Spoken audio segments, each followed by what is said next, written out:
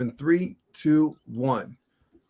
Yo, welcome back to another Apex Inner Game with Paul Benjamin. Today, we are talking about uncovering the hidden side of female intimacy. I'm your producer. Paul's your host. Let's get right to it. Paul, take it away. Thank you, Glenn. I appreciate it. So, hi, everybody. Hope everything is going well. We're going to have as you guys know, Apex Inner Game show where we have high level discussions about dating, sex, and relationship related topics, as well as, performance psychology, mindset, and all that good stuff as well. And we're going to talk about the dark secret about female arousal and female more sexual behavior, we could say, right? And so this is the thing that just isn't mainstream. It's not, it's kind of, I joke around with the clickbaity, what they don't want you to know about. I'm joking. It's not that serious. I mean, I don't think women are, in mass trying to prevent guys from knowing this information. Like there's some sort of weird cabal of, you know, female conspirators that meet in the bathrooms, at restaurants and clubs and have secret meetings in order to, manipulate men or any of that kind of stuff. It's not that deep. It's not that crazy. Right. But what it boils down to, though, is there's a lack of understanding of female sexual nature and female arousal. And despite a lot of research that we have, in fact, I'll pull research, to demonstrate. At least I'll reference one study. I'll throw it in uh, the um, the show description later, so you guys You can just look it send it up. to But me, and I will have it in the show description ready for you to go yeah, whenever you want it. there we go. That's why I have Glenn, because he's a man. But I'll do that right now, in fact. But yeah, because I know a lot of you guys. I do a lot of research, as you guys know, who've known me for a little bit. Is that I go through studies and I read them, and I don't just read the abstract. I read, the whole study and how it's done, and seeing if they're, repeatable and all that kind of stuff. I look at data. It's just something I do, and it's not as enjoyable uh, as reading an article or an audiobook or some of those things.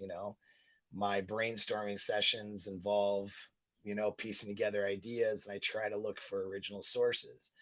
But because I'm not doing it to try to, I'm not doing it to try to make a university paper or anything.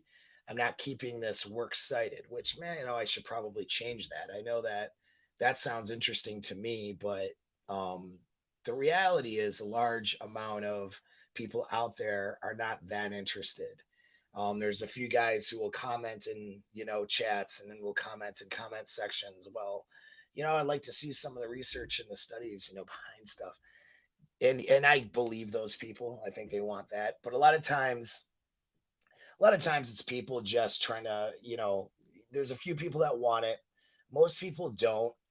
And then a lot of people who ask for that are really just looking to try to more or less filibuster an argument. Like, so I run into people out there occasionally, get in discussions. They don't agree with you. And so they'll say, well, let's see the research, let's see the study, which, okay, that would be a reasonable question if we were in an academic environment or in an official debate. You know what I mean?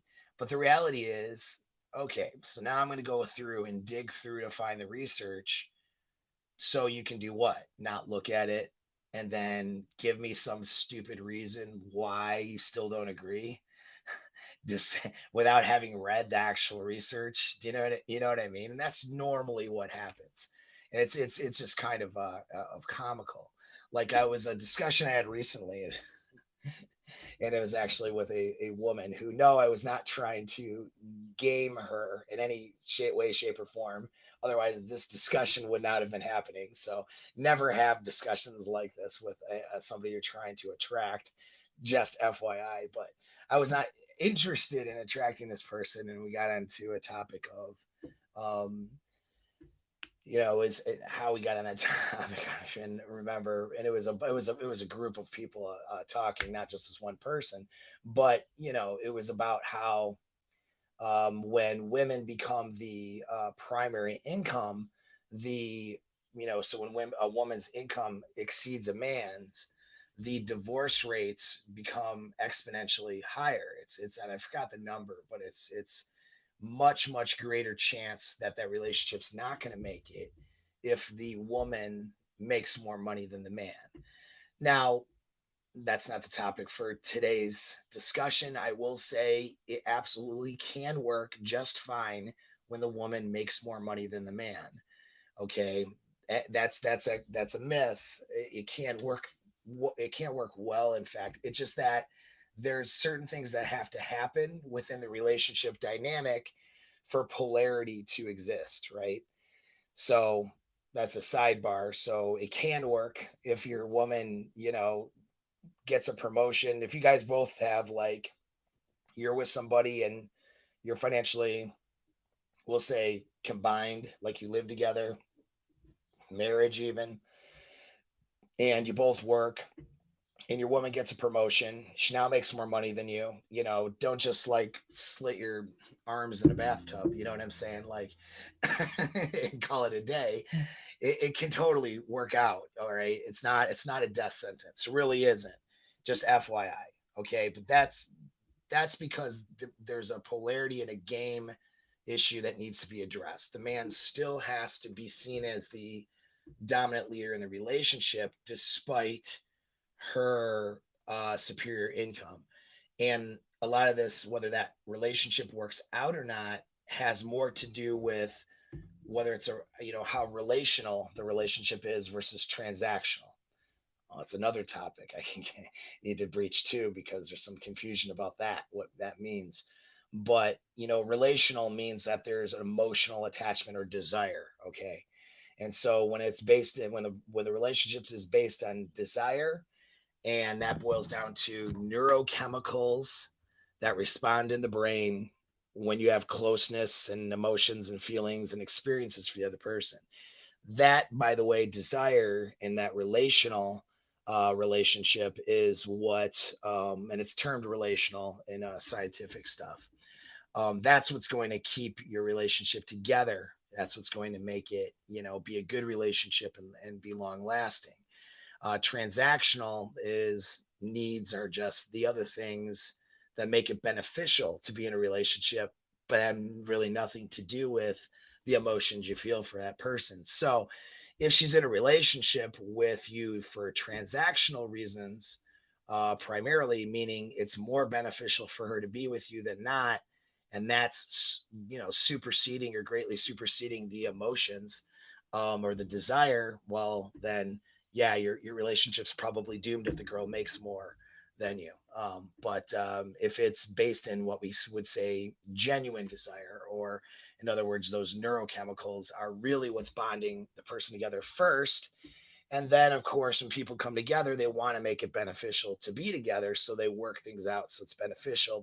They cover their transactional, um, you know, they cover their transactional basis. They check those blocks together because they have the bond together. That's what we call a pair bond, by the way. So these are real terms. They're not mythological terms. Some people want to pretend these things don't exist, but that's not true. Because it's based in scientific research. So, and what actually happens in the brain when when people bond together. So, anyways, but yeah, so this discussion comes up, and this female I mentioned, well, it is so. Despite the fact that it can work out, the reality is, though, statistically speaking, it doesn't. Because statistically speaking, most marriages are transactional. Statistically speaking, the guy doesn't have the frame or the, the leadership ability to handle the relationship when she makes more. And, you know, possibly she doesn't have the desire, and she agreed to a relationship for reasons beyond desire. And now those, she's able to do it on her own. So, like, it just creates a polarity problem. And so there's a higher rate of divorce. Anyways, this chick wants to tell me, well, show me the what research, what, and it's like, have you heard of the census? You know what I mean? Like, we know who's getting married and who's divorced from the Census Bureau. We have what's your test sample? The test sample, and we know what people's incomes are, and we know what the income is separated between, the man and the woman in the household. Like, these are census numbers. This is a lot of data. This is millions of people. This isn't just like the data on that. The fact that divorces are more likely to happen if the woman makes the money. That data is such a huge, sample of data in the United States, right? At least. And so maybe cultural differences elsewhere. But I mean, when you look at when who's married and who gets divorced and who makes more money is covered in your census information, you have a lot of data. This chick was so stupid that she's like wanting me to show her some study, which it wouldn't be a study. I'm sure it would be some article in, Slate magazine that she was looking for with a title to the article saying what I said. That would be her idea of what, research or evidence would be. It's like, so then she can just tell me that she disagrees. Of course she had a feminist, framework. Despite her claims of being a conservative. I mean, I just shut it down. It was just a stupid conversation, but that's usually the annoying shit I run into when people are asking for data. Right? Like, internet people they don't want to believe what I'm saying. So they're asking they want the evidence. But the reality is they don't want the evidence, right? Like, this chick in this conversation didn't want the evidence either, because they don't really want to be wrong. They don't want to be proven wrong. They don't want to be shown that's what the data says. So their reasons behind saying, show me the data, is a loaded reason. So now I'm going to spend my time and energy trying to show them data.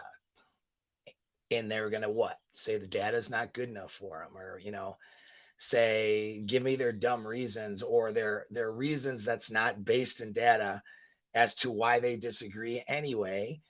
It's called I call it filibustering an argument. It's usually trying to make, waste the other person's time and energy so that they give up on the argument. And then you say, oh, okay, I guess I won because they didn't, spend more time on this argument than I do. You used to see this back in the day, like political discussions, especially in internet forums, back when those were cool. Not so much even just on social media, but you see it on Facebook, where people will make these long, drawn out posts, and they basically just out, you know, uh, they're willing to waste more of their time than the other person's willing to waste his time. And so then they claim or feel like they won something, like they won some sort of trophy or prize for wasting everybody's time. Their argument's not better. Their data, their research, their evidence isn't better, This is why a lot of these internet debates are stupid. I'm all good for a debate, when both sides are respectful and there's some sort of moderation. Otherwise, you just have an endless stream of, words that don't mean anything. Okay. And then people lose sight of it. But anyway, that's the thing about evidence. It's like, you guys want evidence? I got lots of evidence. But most of the time, if people are just looking for the evidence to try to, you know, try to argue a point that they disagree on, all they're doing is trying to buy themselves time and trying to waste my energy in order to try to win. And I don't play. I just don't play. My response is, you have a Google machine. in your hand right now. You can look it up for yourself if you don't believe me. And that's all I say normally to most people, right? Because I mean, it comes down to, like I said, in this particular little argument, literally the Census Bureau has all that, because that was her whole thing, was like, well, what's the test sample? You're gonna take some small test sample. Like, no, how about millions of people who get divorced or married, and then what their income levels are, where that income's coming from. We have that data. That's a huge amount of data. Like, all it takes is someone to look at it and say, okay, what's the percentage of divorces for people where the man was a primary earner? What's the percentage of divorces where the woman was a primary earner? Oh, wow, it's catastrophically higher when the woman earns more money. Like, it's not a hard math problem, but people will have their bullshit and things that they want to do and say, and I just don't, it's a waste of my time. That person's not helping themselves with any of that information. So what's the point? I don't care to be right that much. You know what I mean? So anyway, that's here nor there. I will try to provide you guys some articles or some, evidence that's, some research papers that are relevant. And so Glenn will have one as far as that he'll put in the description to describe female desire, female attraction, and what what I'm saying. So here's the thing. Here's the main point.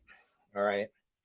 Here's the part that they don't want you to know about, is that, okay, the presumption, the false presumption, is that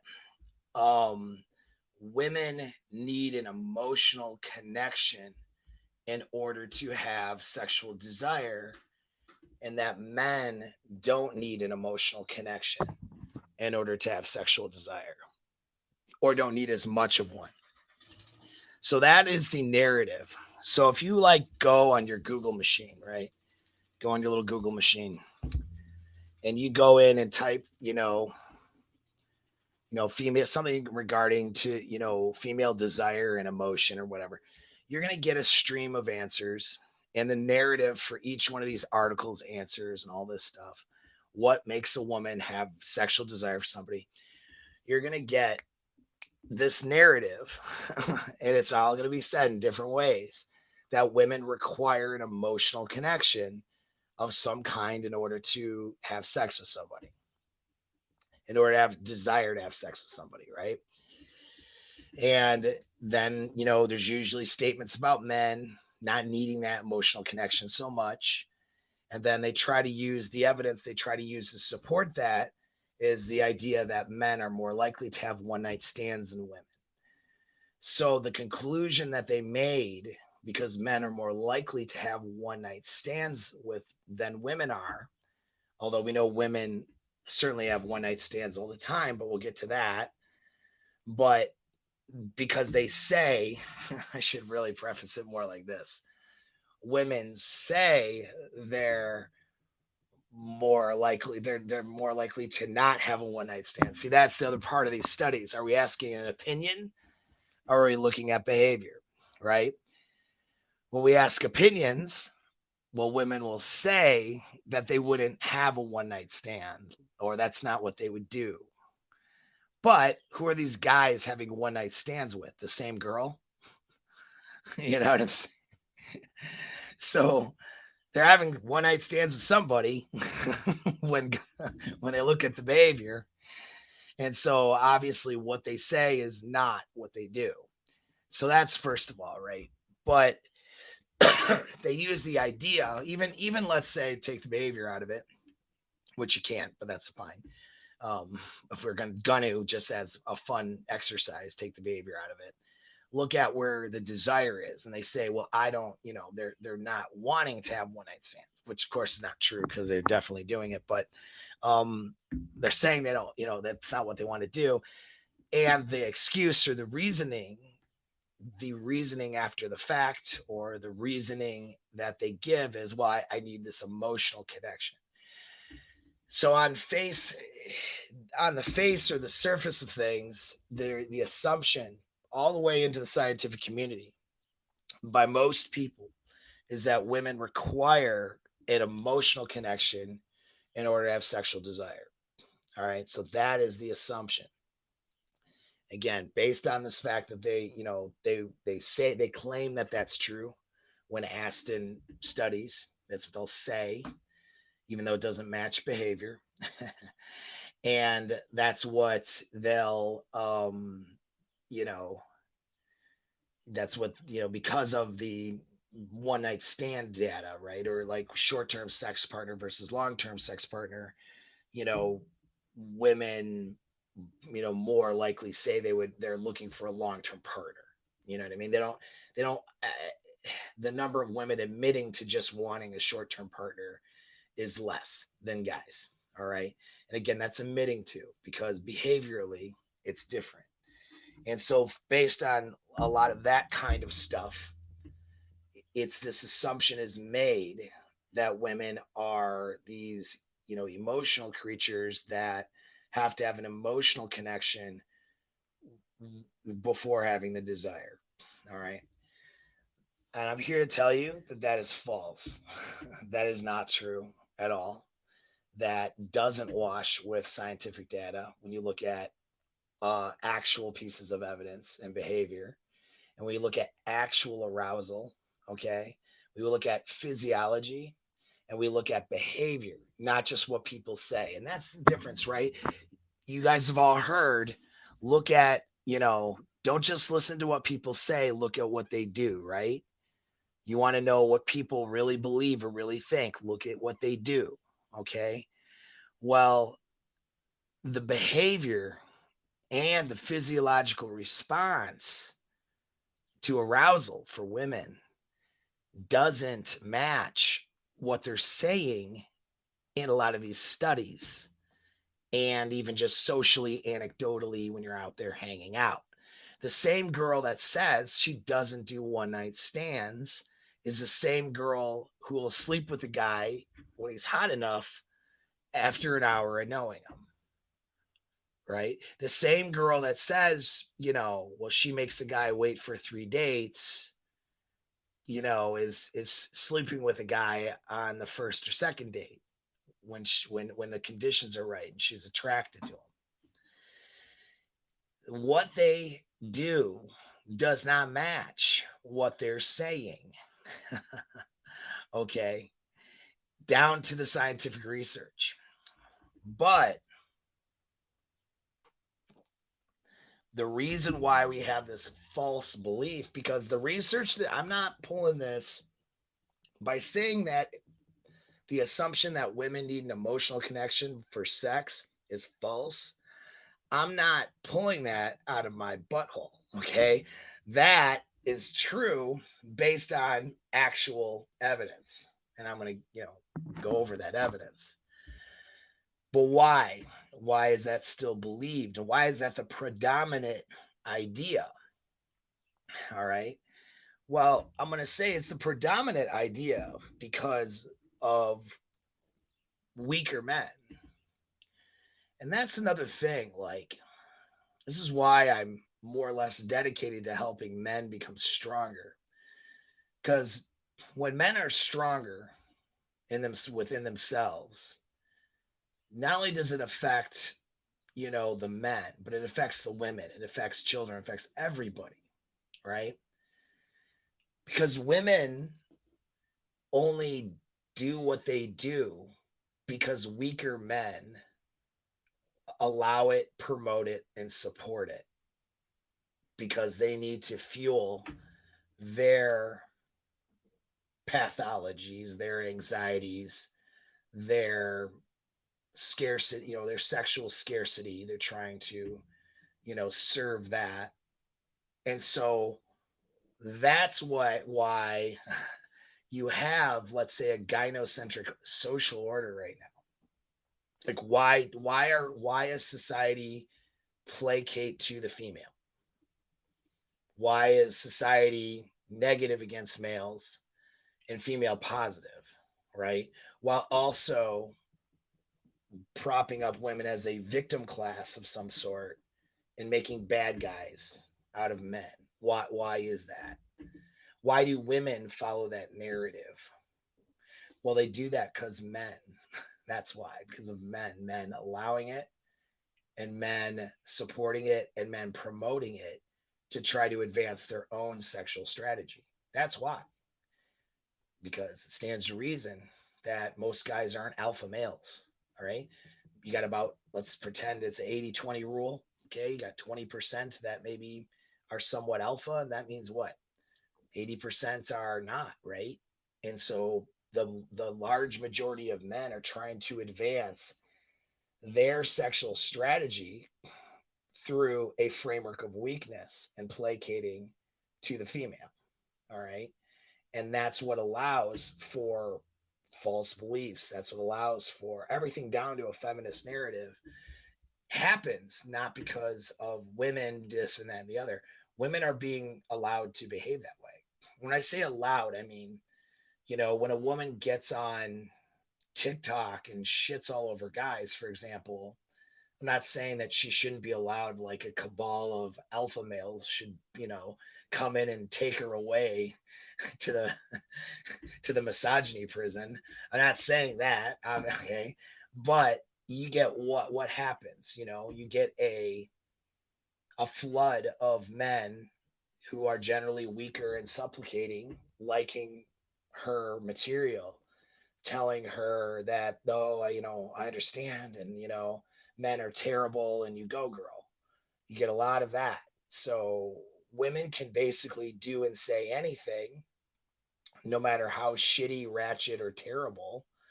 And there's nothing but a group of some category of males who will support it because they're trying to advance their own sexual strategy. It's very disingenuous. They some may think that they're supporting it out of some sort of genuine belief, but it really isn't. They're very unaware that they're just in sexual scarcity, and they take, the male feminist takes on that role and that mindset because he wants to have more access to females. I mean, that's why he does it, and he won't admit it, and he's disingenuous, but he's probably not aware that the reason why he placates to women is, probably going back to childhood and placating to mommy, but there's some of that, but it's also for sexual access. It's a sexual strategy. It's not a very good one, but it is a strategy. And that's why guys will do that. And guys that do that are the reasons for the ratchet female behavior out there. And it's a reason for mythology, like the one that I'm about to tell you about. So that's just a sort of another sidebar that you guys, some of you enjoy. All right.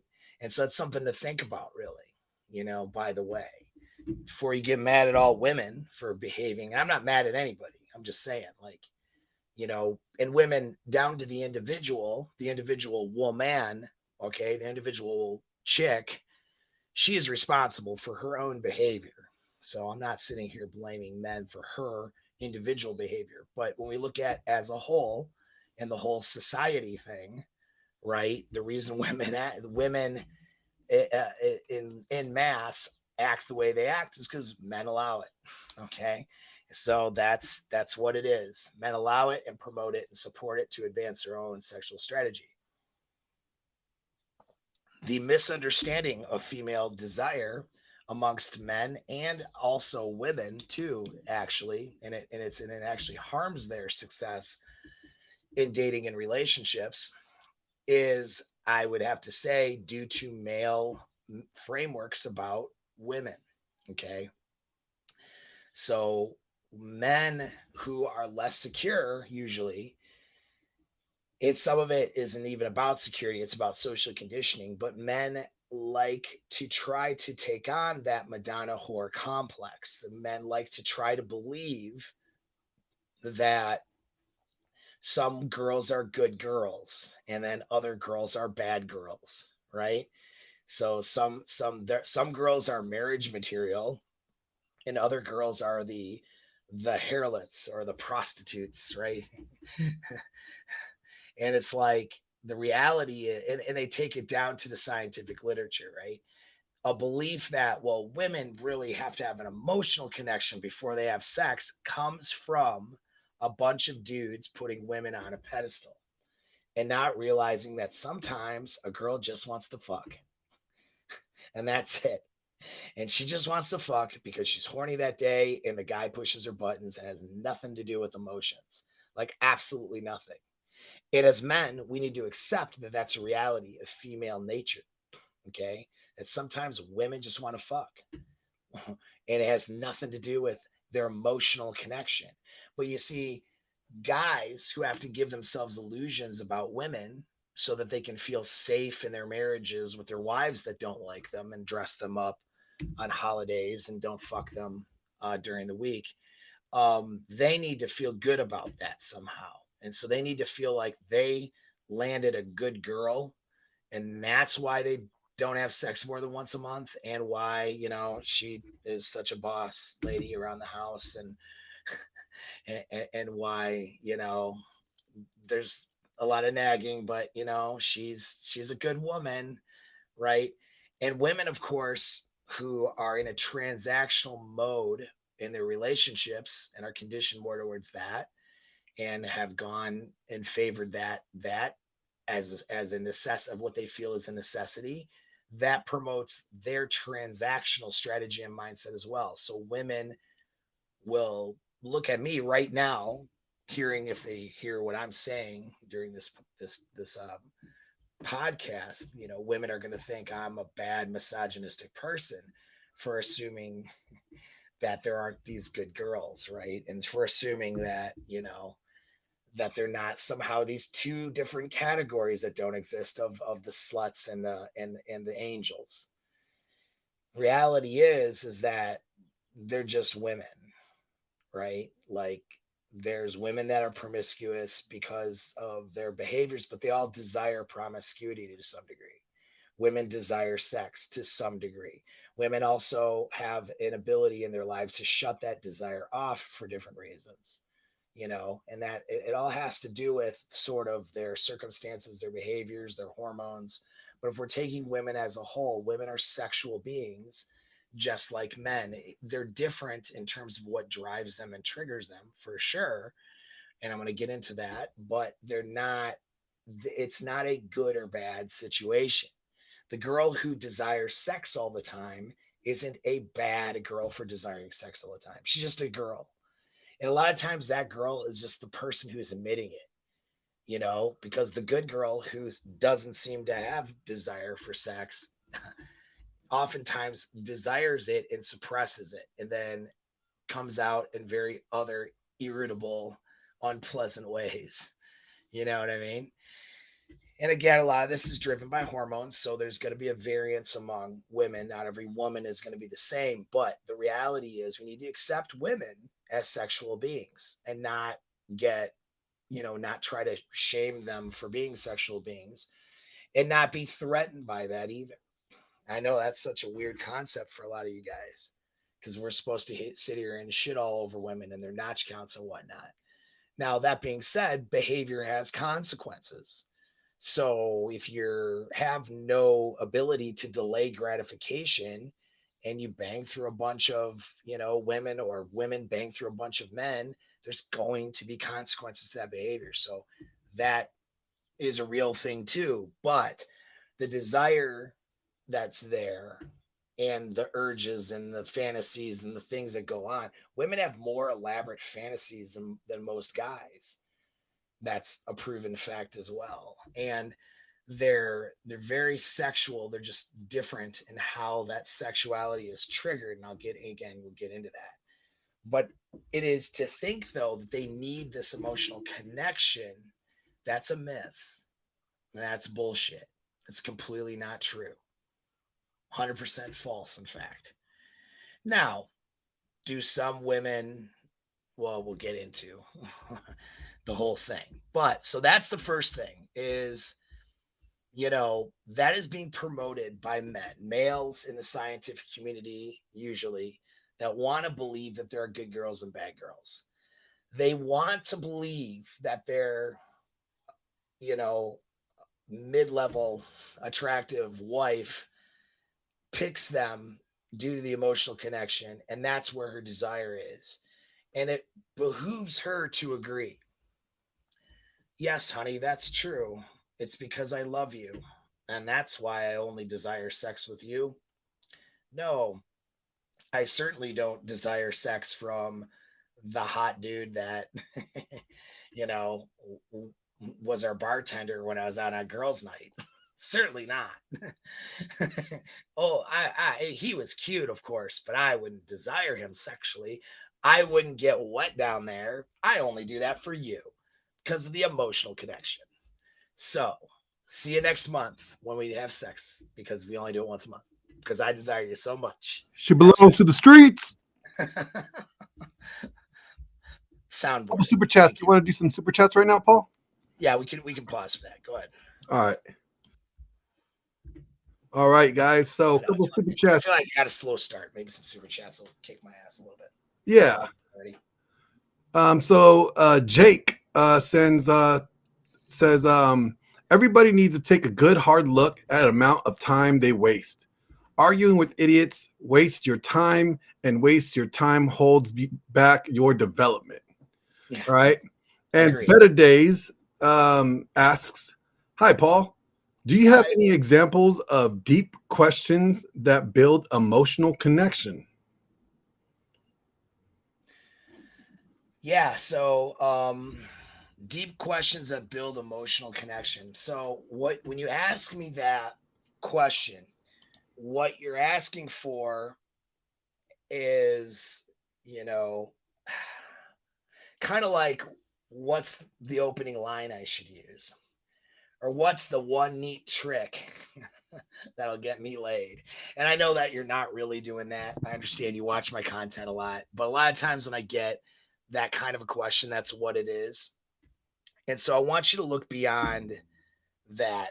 And the reason I want you to look beyond that is because communication is an exchange, right, between two people.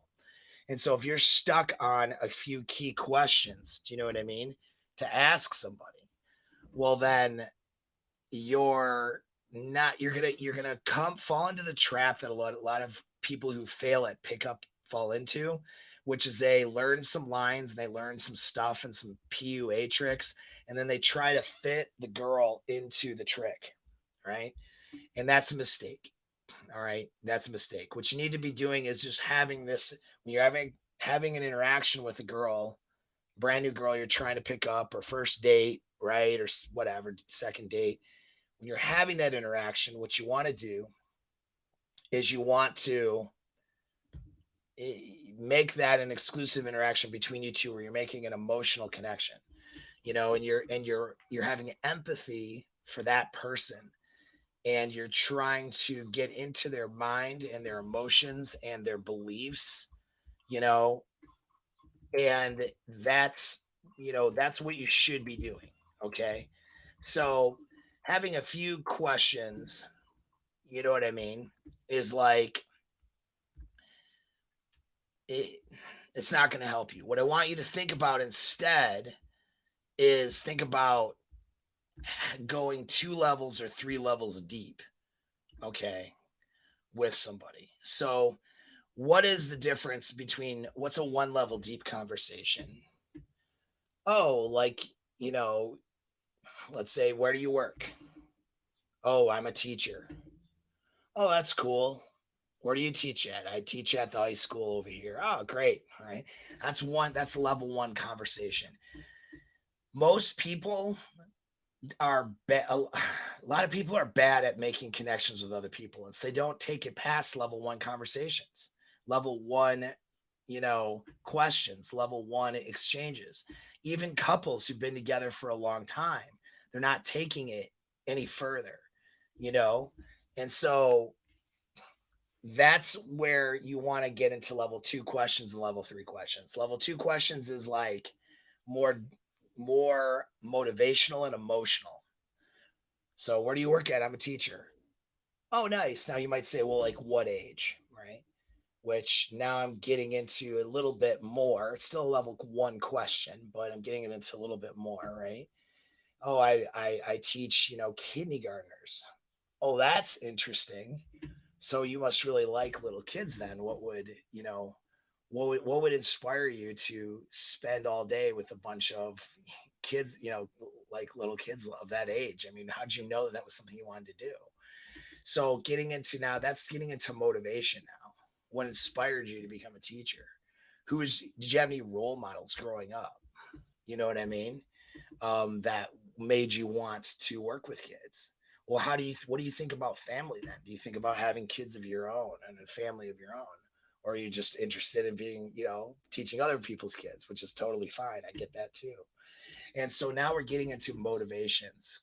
You know, what's the funniest thing that happened? It was, kids are pretty hilarious. Like, what's the funniest thing that's happened since you've been teaching, right, with a kid, or tell me a funny story, you know, or you can tell her a funny story about some kid, you know what I mean, of the same age level, or if you did any work with kids or anything like that, you can now bond with that. Now, don't be afraid to pivot topics. You're not going to talk about the same topic for an hour and a half.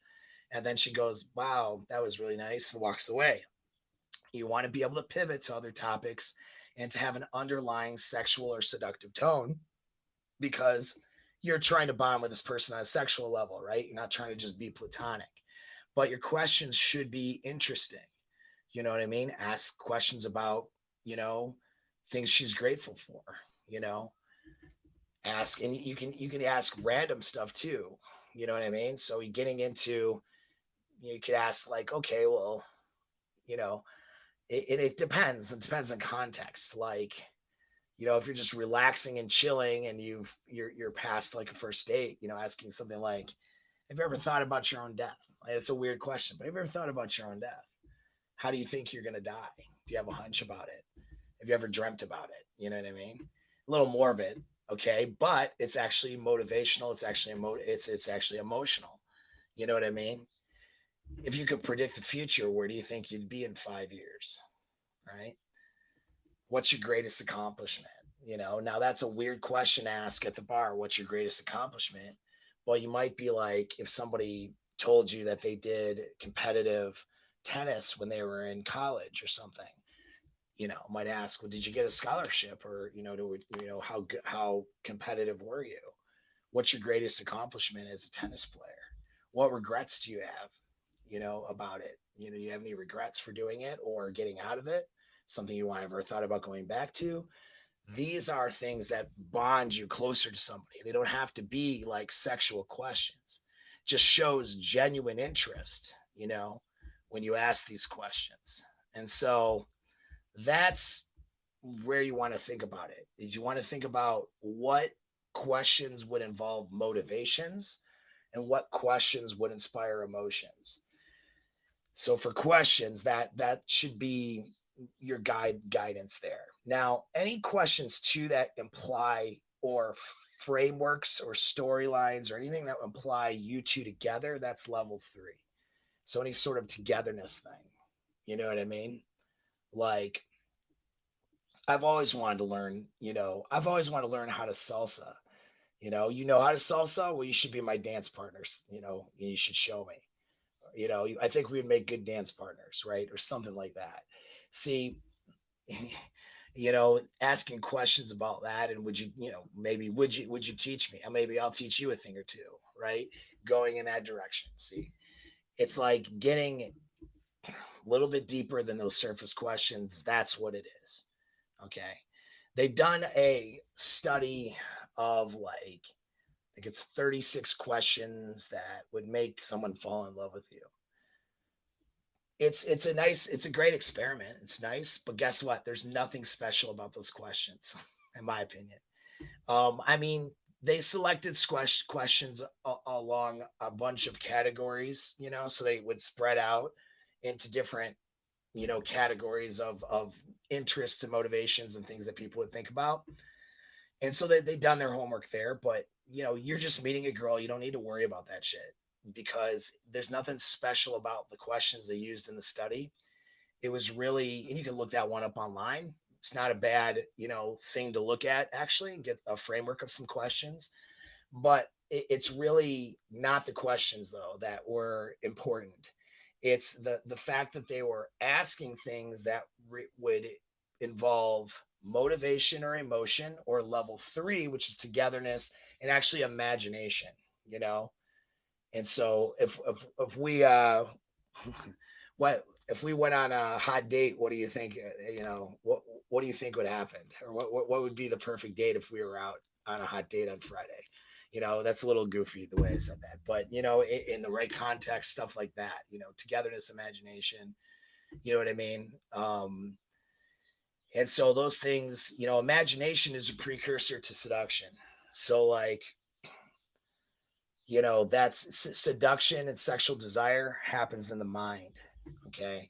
And then it expresses itself through behavior and leading to the eventual climax. And if you're any good, multiple climaxes, and then rinse and repeat. But the seductive process, seduction is not happening like sex is sex, right? It's the actual seduction and buildup is where, the seduction is happening, is that buildup, the pre beforehand.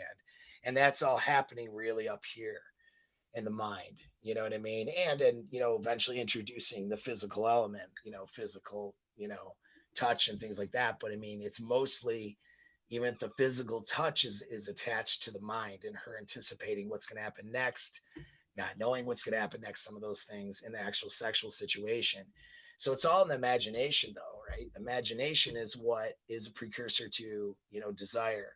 And so when you ask questions that invoke the imagination, or tell stories that evoke the imagination, and ask questions that evoke or tell, stories that evoke emotions and that evoke, motivations, that's what connects you to another person. Okay. Surface level stuff. But so you have to have some level 1 questions, because, you're not going to come up to a stranger and just get into a deep discussion all of a sudden, and even, by the way, it doesn't have to be deep.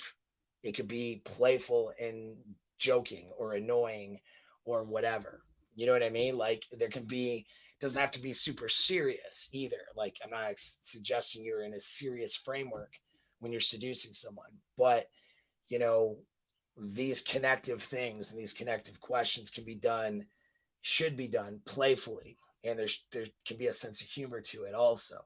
Humor is in the imagination, right? When we tell jokes and we laugh at things, it's because of what we're imagining based on what the words that are coming out the person's mouth, right? It's not, it's not tangible. Like what time is it and what time do you have to leave, or, what outfit are you going to wear tomorrow? Like those are level 1 questions. So my advice to you is to don't try to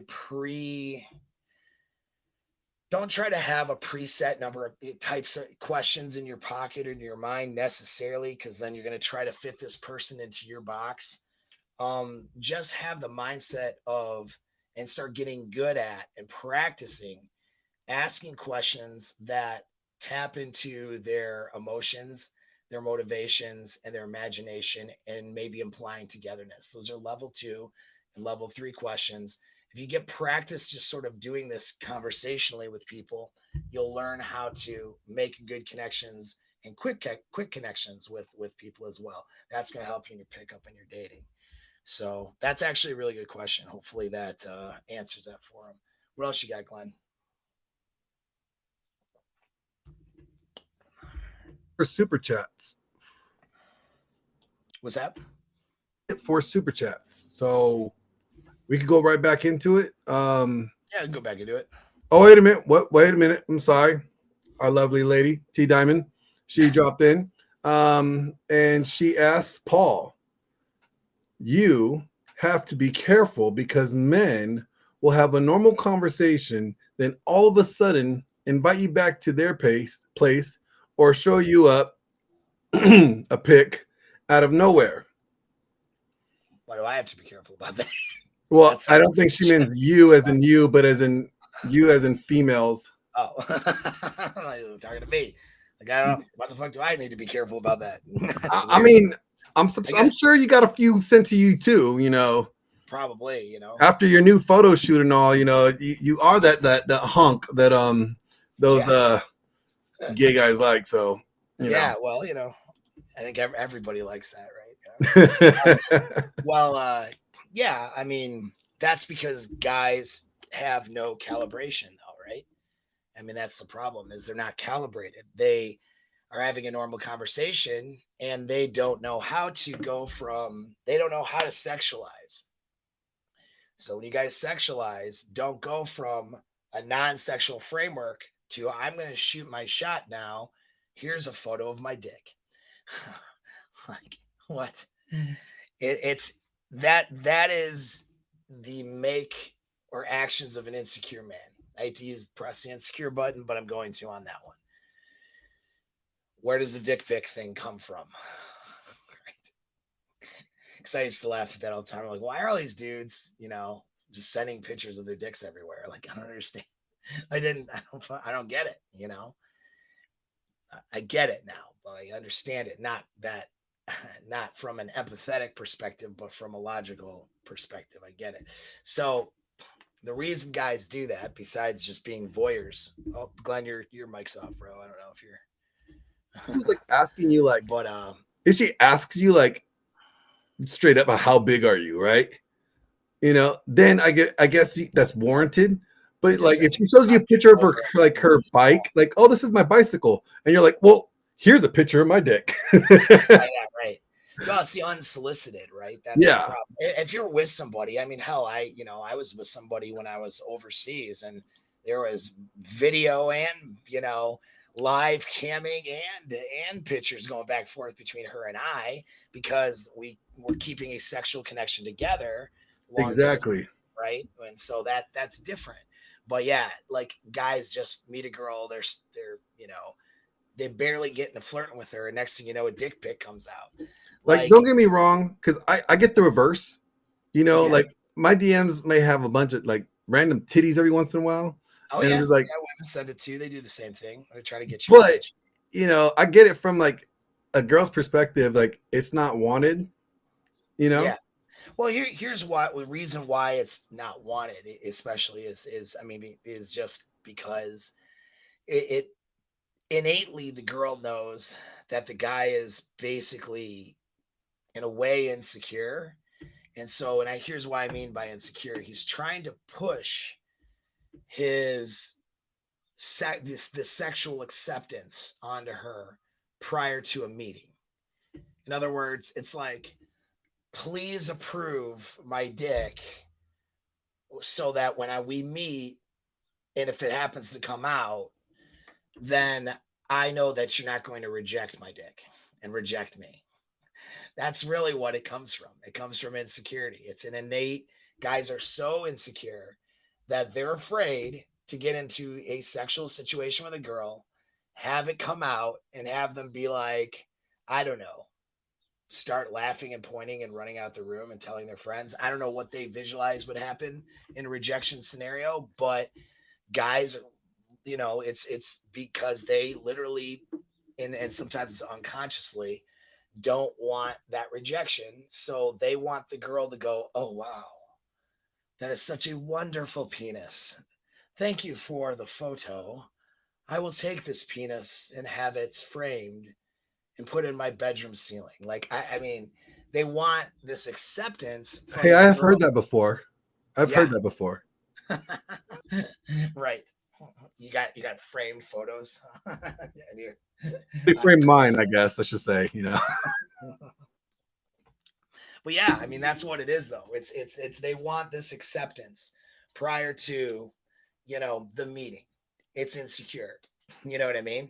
And so and that's why guys are in, they don't know how to sexualize. They're afraid of going on a date with a girl and being friend zoned. They're hypersensitive about that. So they want to try to kick it into a sexual framework before the date, and they don't know how to do it. That's what a lot of that shit is too. It's all you guys with your fears and your bullshit. All right. Which is why, I mean, it's closed now, but hopefully some of you guys did sign up for that Inner Game Healing Summit because you need it. and if not, I got my year-long program. You can click on the link for that and maybe interview it for it, or at least get my alpha mindset course to work on your inner game. Because all the shit, all these behaviors that guys do that are just fucked, it boils down to an inner game problem. Like sexualizing in a non-calibrated too early way is usually an inner game problem. You know what I mean?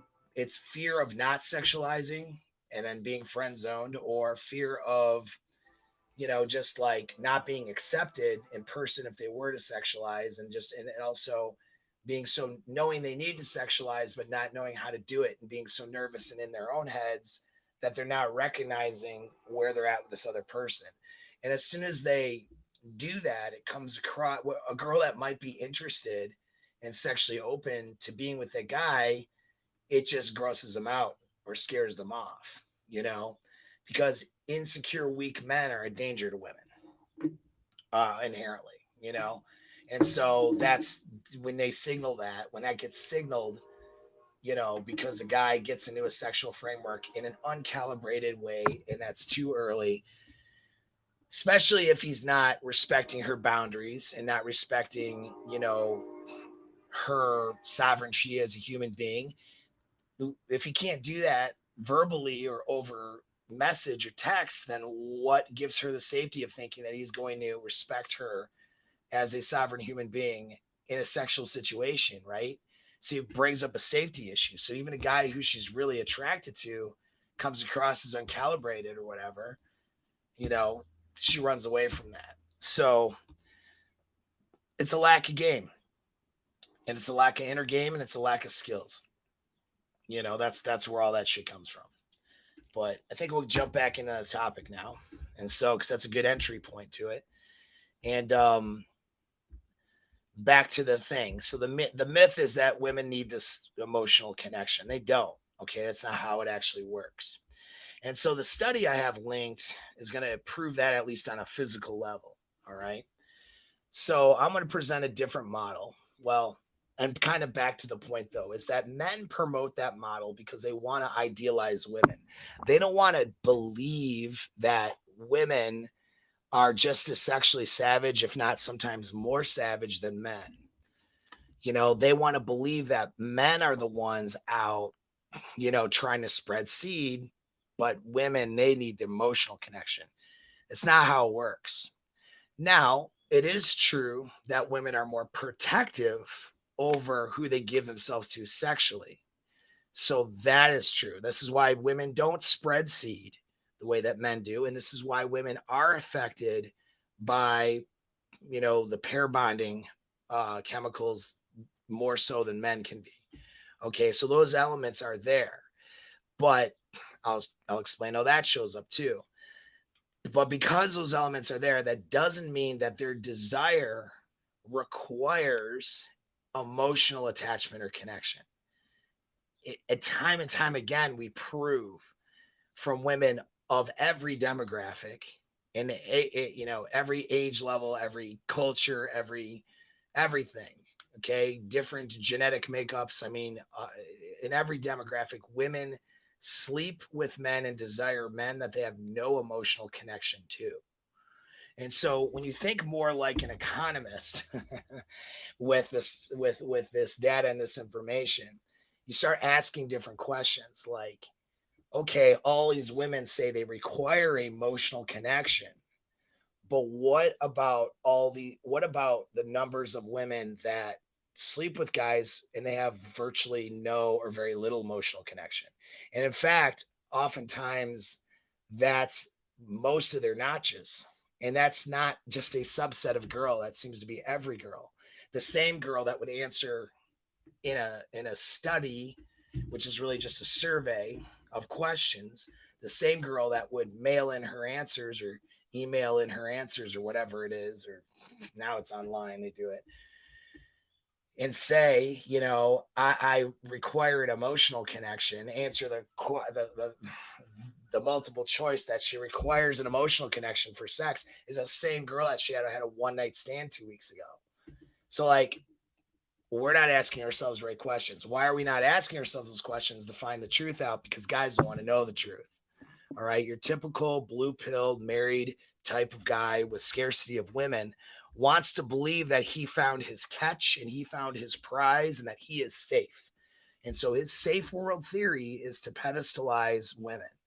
And that's what the weaker, more beta guys that do get in relationships with women, but they tend to be less based on desire and more based on transactions. Those are the guys who cling to these safe world ideas because it makes them feel incredibly unsafe in their reproductive value and incredibly unsafe in their relationships to believe that their little angel would have sex with a guy at the drop of a hat if he presses the right button, just based on desire and not based on an emotional connection. So that's a threat to these guys. They don't want to look at that fact and that truth. And so they have to believe that, well, only bad girls do that. Bad girls do that. Bad girl, you and your sex. Good girls, they're the ones with the emotional connections. We know that that's bullshit.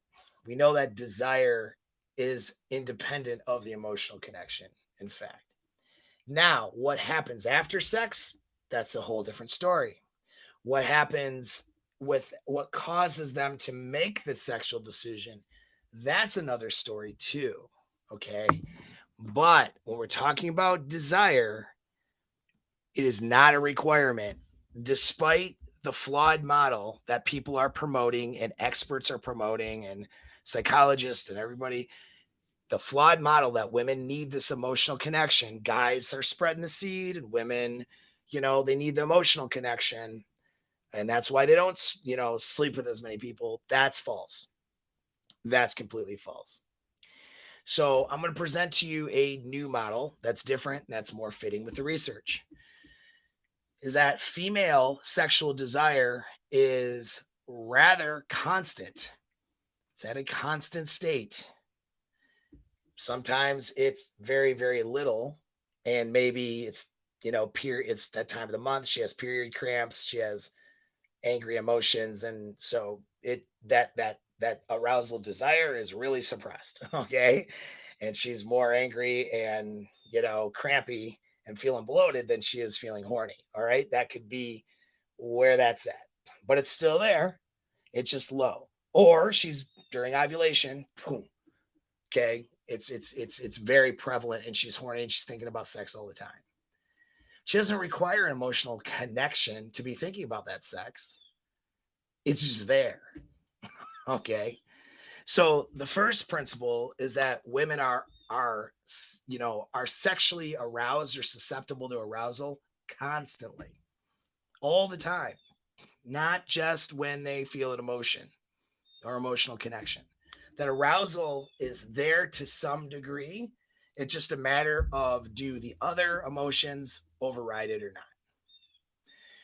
And oftentimes the arousal isn't enough for them to go through the effort in order to have sex. And this is why women are less sexually, motivated than men.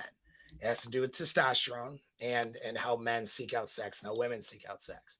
But the arousal mechanism is there all the time. It's just needs to be, the button just needs to be pressed or needs to be ignited. How strong that arousal and desire is has to do with her hormones. Has nothing to do with her partner, really. Very little to do with it. So the first regulator is her hormones. Certain times of the month, she'll be horny, really horny. Okay. She'll be so horny for certain parts of that month that she will outpace and outmatch the guy. Okay. That's usually when she's ovulating.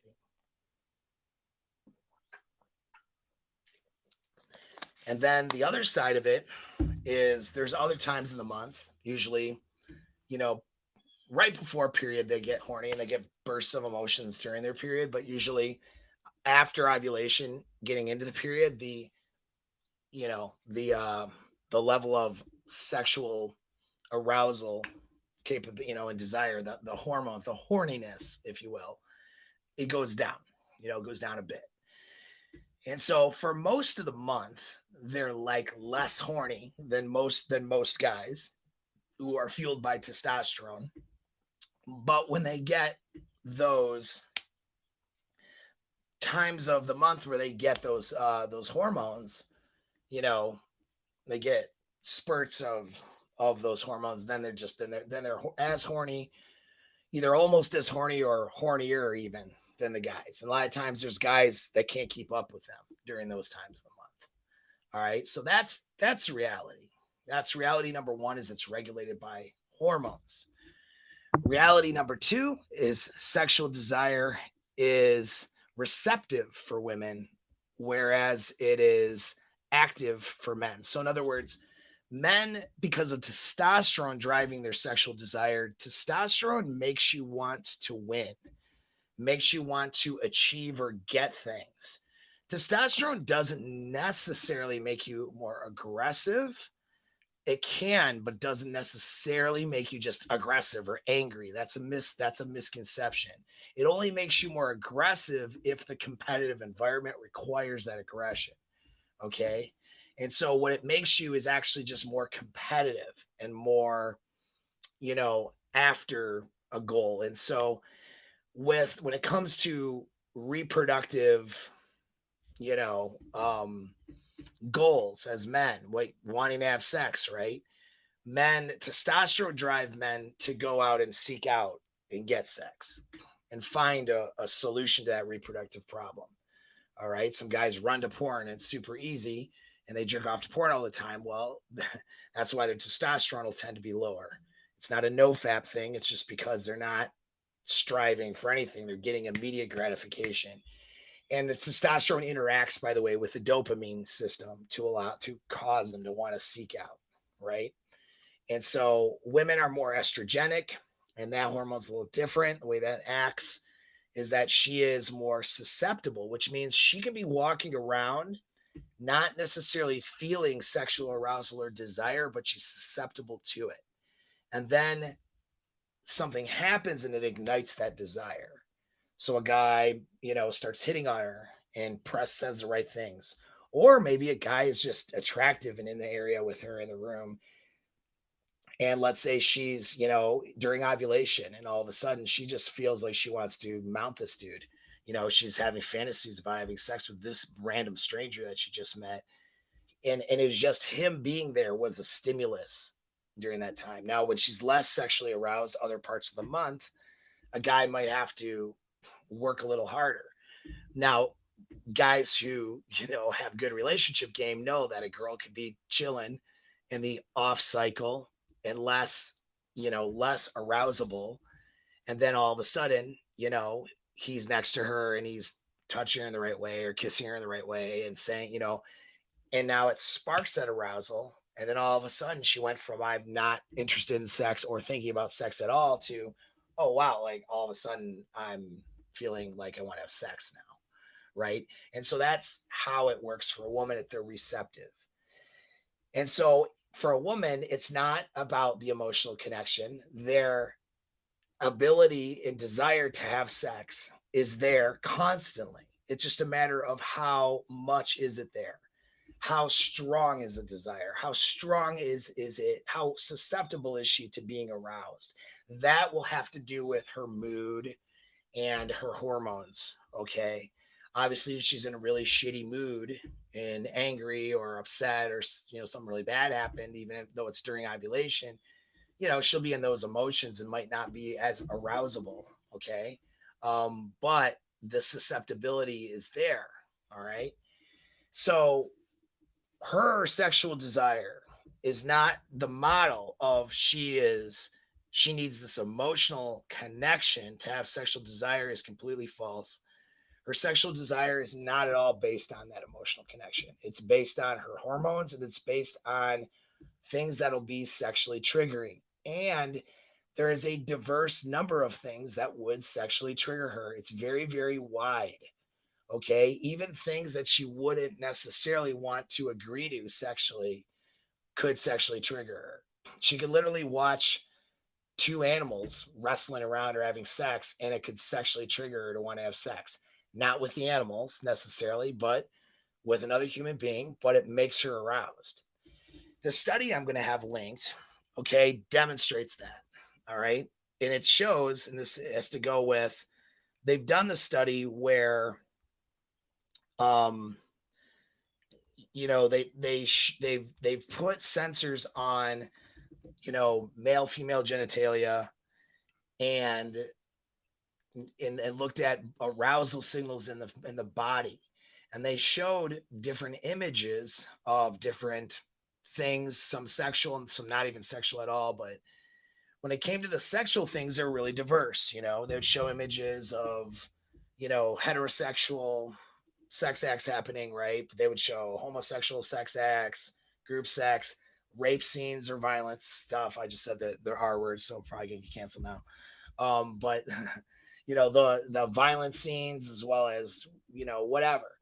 They even showed, I think, two animals, like two apes or whatever, maybe it was dogs, I don't know. So they showed all these things, and the guys would have some arousal, okay, from some of the images, and they would report their arousal. And then they were being monitored physically, when it came to blood circulation, pupil dilation, a bunch of different physical cues. The guys were pretty much on. When guys said they were aroused by something, that tended to be true. If they said, well, I'm not aroused by that, that also tended to be true. What they found with women was that they were aroused by everything.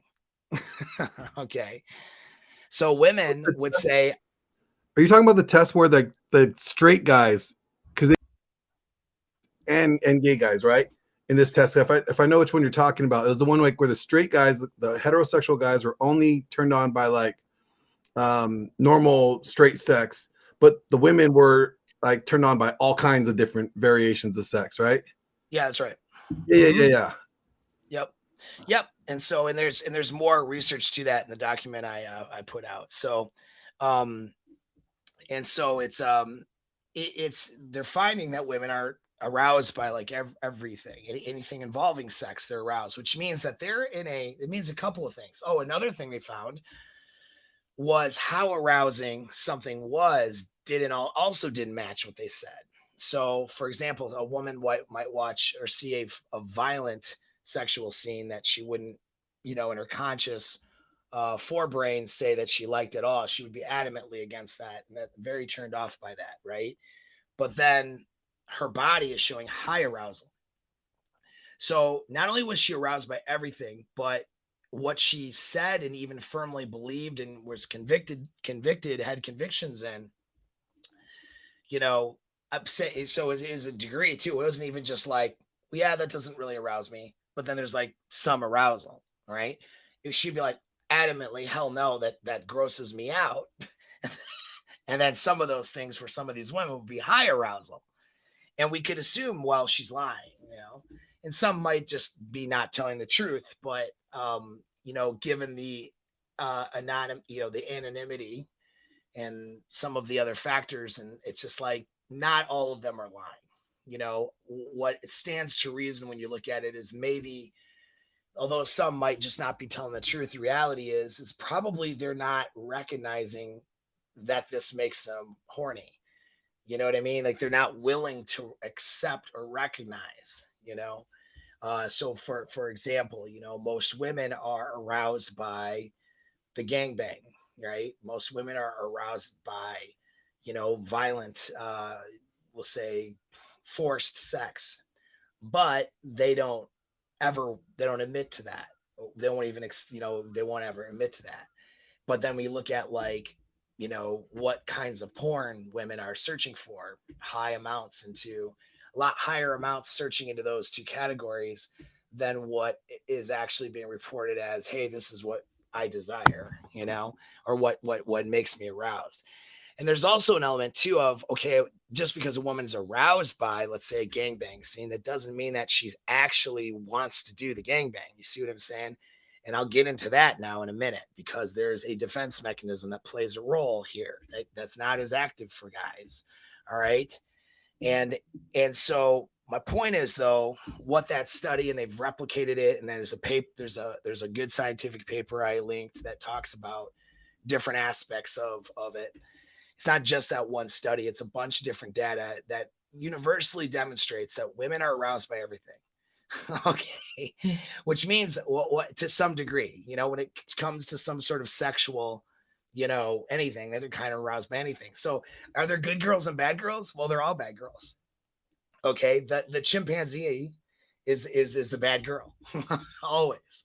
So that's something that guys need to stop pedestalizing women and stop also, I'll say, slut shaming them for their desires. Okay, it's again, there's a little bit of shame that should be involved in certain actions. All right, for anybody, sexual, non-sexual. If you do something, shameful or embarrassing, yeah, then there should come with that some social consequences.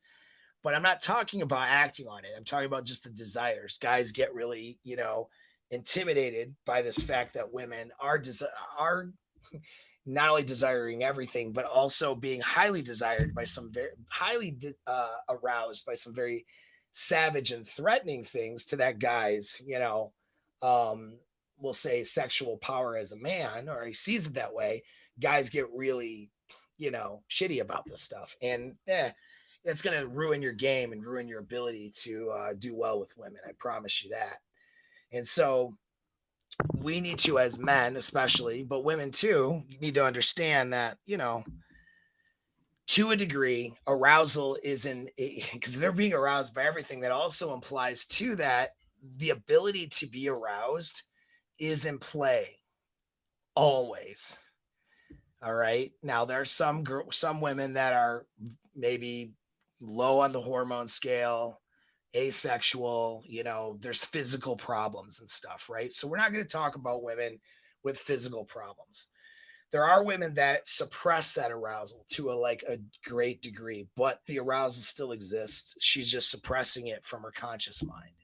And so that's an element too. But the reality is women are aroused. They're capable of being aroused all the time. The strength of which, is going to depend on their hormones that day and their moods, but they're desiring all the time, and it requires no emotional connection whatsoever. So, where does emotions play a role? So we'll get into that. All right. But, it's important though that you realize this, you understand this. Why is this important? It's important that you understand how how her desire mechanisms work. Okay. So you don't have misconceptions. You're not latching onto a safe world theory. It's like you need to understand that, you know, when she's saying no to sex and going it, and only saying yes once or twice, a month with you, and it's a dead bedroom, it's not because she's not susceptible for being aroused. It's because you're not arousing her. You're sending her the opposite signals. Now, that could be her fault in a losing framework that she puts herself in a marriage. It could be your fault also. It's probably a lot of things. All right. But understand that girl who seems to have no sexual self whatsoever, like it got abandoned 2 kids ago, all it takes is for the right set of circumstances, and that woman's in desire. And you see that all the time with women who cheat. And when they end up finding themselves cheating with a random guy, they'll always blame the guy. They'll say, our sex life is crap. It'll always boil down to that. He doesn't do, it'll be all the things the guy doesn't do. Meanwhile, she, of course, doesn't look at the fact that she's been rejecting him sexually for years, right? And she'll say, it's all the things this guy doesn't do, and this and that and the other. And I just felt dead inside, or I felt asexual. And then all of a sudden, some circumstance with some guy sparks it, and now she's in bed with him. And it's a flood because she's been starved from, igniting those arousal mechanisms for quite some time. The woman who's starved of sexual attention then just dumps it on this other person. It's like he gets the most aroused, desiring sex that she's probably, maybe ever given somebody. And it's a cheating partner.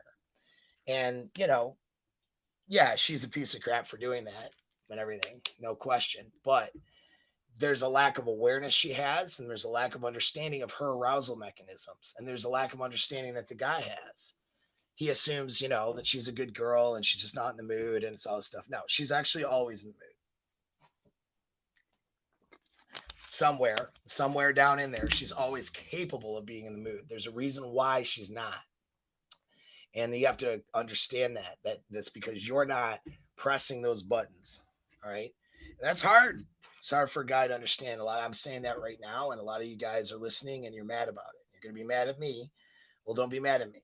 Okay. It's just the truth. You need to understand that. Why do you need to understand that? Because when you understand and accept that, but don't personalize it, it's not because you're not attractive inherently. It's because the dynamic between you and her and the framework is off and not in a sexual framework anymore. And it could be because of unattractive things you're doing. It could be because of her social conditioning. It could be because of a transactional mental framework she had in the beginning. And so she didn't desire you and she doesn't now. Okay. Not to the degree, all right, that you would want, or it could be a lot of things that some of them might be your fault and some of them are not. But the reality is, though, there's problems with the dynamic between you two that makes her unattracted to you. And that's why the desire isn't there. All right. Provided it's not a physical hormonal thing. Okay. So obviously you got somebody just going through menopause. That could be what's going on. But understand that with the right guy, she's going to have sex all the time. When you're the Chad, I'll tell you from experience, because that makes nerds on Twitter get mad when I refer to myself as having been that for certain girls. So when you're that guy, she wants to bang you and she gets in the mood. She wasn't in the mood. She's in the mood right now when she sees you. She's on her period. She's in the mood. She's off her period. She's in the mood. Doesn't matter. She's always in the mood. All right. When she's in desire for somebody, when that guy is able to ignite her sexual desires, the ability to be aroused, it's receptive. It's always there, just waiting for the guy to ignite it. You know what I mean? So remember, we're proactive looking for sexual opportunity. Women have all these sexual opportunities out there. She's receptive to the right guy who presses the right buttons. And then, of course, closed to those other opportunities. Otherwise, she would be at risk of getting pregnant by the wrong guy, right? So her not having sex with somebody doesn't have to do with, I just don't have the sexual arousal capabilities right now. What it has to do with is something in her mind is telling her that is not a reproductive option for me, but this guy is instead. Okay. And so when getting shut down by a girl isn't because she's not horny or susceptible to having sex. Getting shut down by a girl means that even if it's your wife, okay, means that in that moment, she is not seeing you as the reproductive opportunity she needs to take for whatever reason. Okay. And so you need to understand that, even though it's a hard pill to swallow, like that's a red pill that I'm going to have to, jam it down your throat and into your esophagus, because you guys, that makes you uncomfortable because you personalize that way too much. All right. So where does emotion play a role, and why doesn't she just say yes to everybody then? The reason why is because she has to balance out safety with insecurity with her arousal. So her decision to have sex is based on safety and security, which can be accomplished in a number of different ways. When I say safety and security, I mean safe enough to get the benefits of the sex and not have the risks be too great, right? If the benefit to sex is perceived as being greater than the risks she takes by having sex, she makes the decision to have sex. Not really having to do with emotional connection at all. It's the benefits versus the risks. Okay. So she has to feel, and risks, by the way, risk can be arousing and sexy to a girl, but she has to feel, though, that the benefits outweigh those risks. And that's what makes her say yes to it. Okay. When she's in a dead bedroom marriage, she just doesn't feel that the benefits to sex are that high because she's not aroused by her partner, and probably because she had a transactional framework when it came to sex, got in and came to relationships instead of a relational one, doesn't have the bond, the emotional pair bond, right? And it doesn't have that, oxytocin dump and that desire and the core desiring neurochemicals bonded to that guy, meaning that guy is seen as the source of the solution to what those chemicals are trying to achieve, right?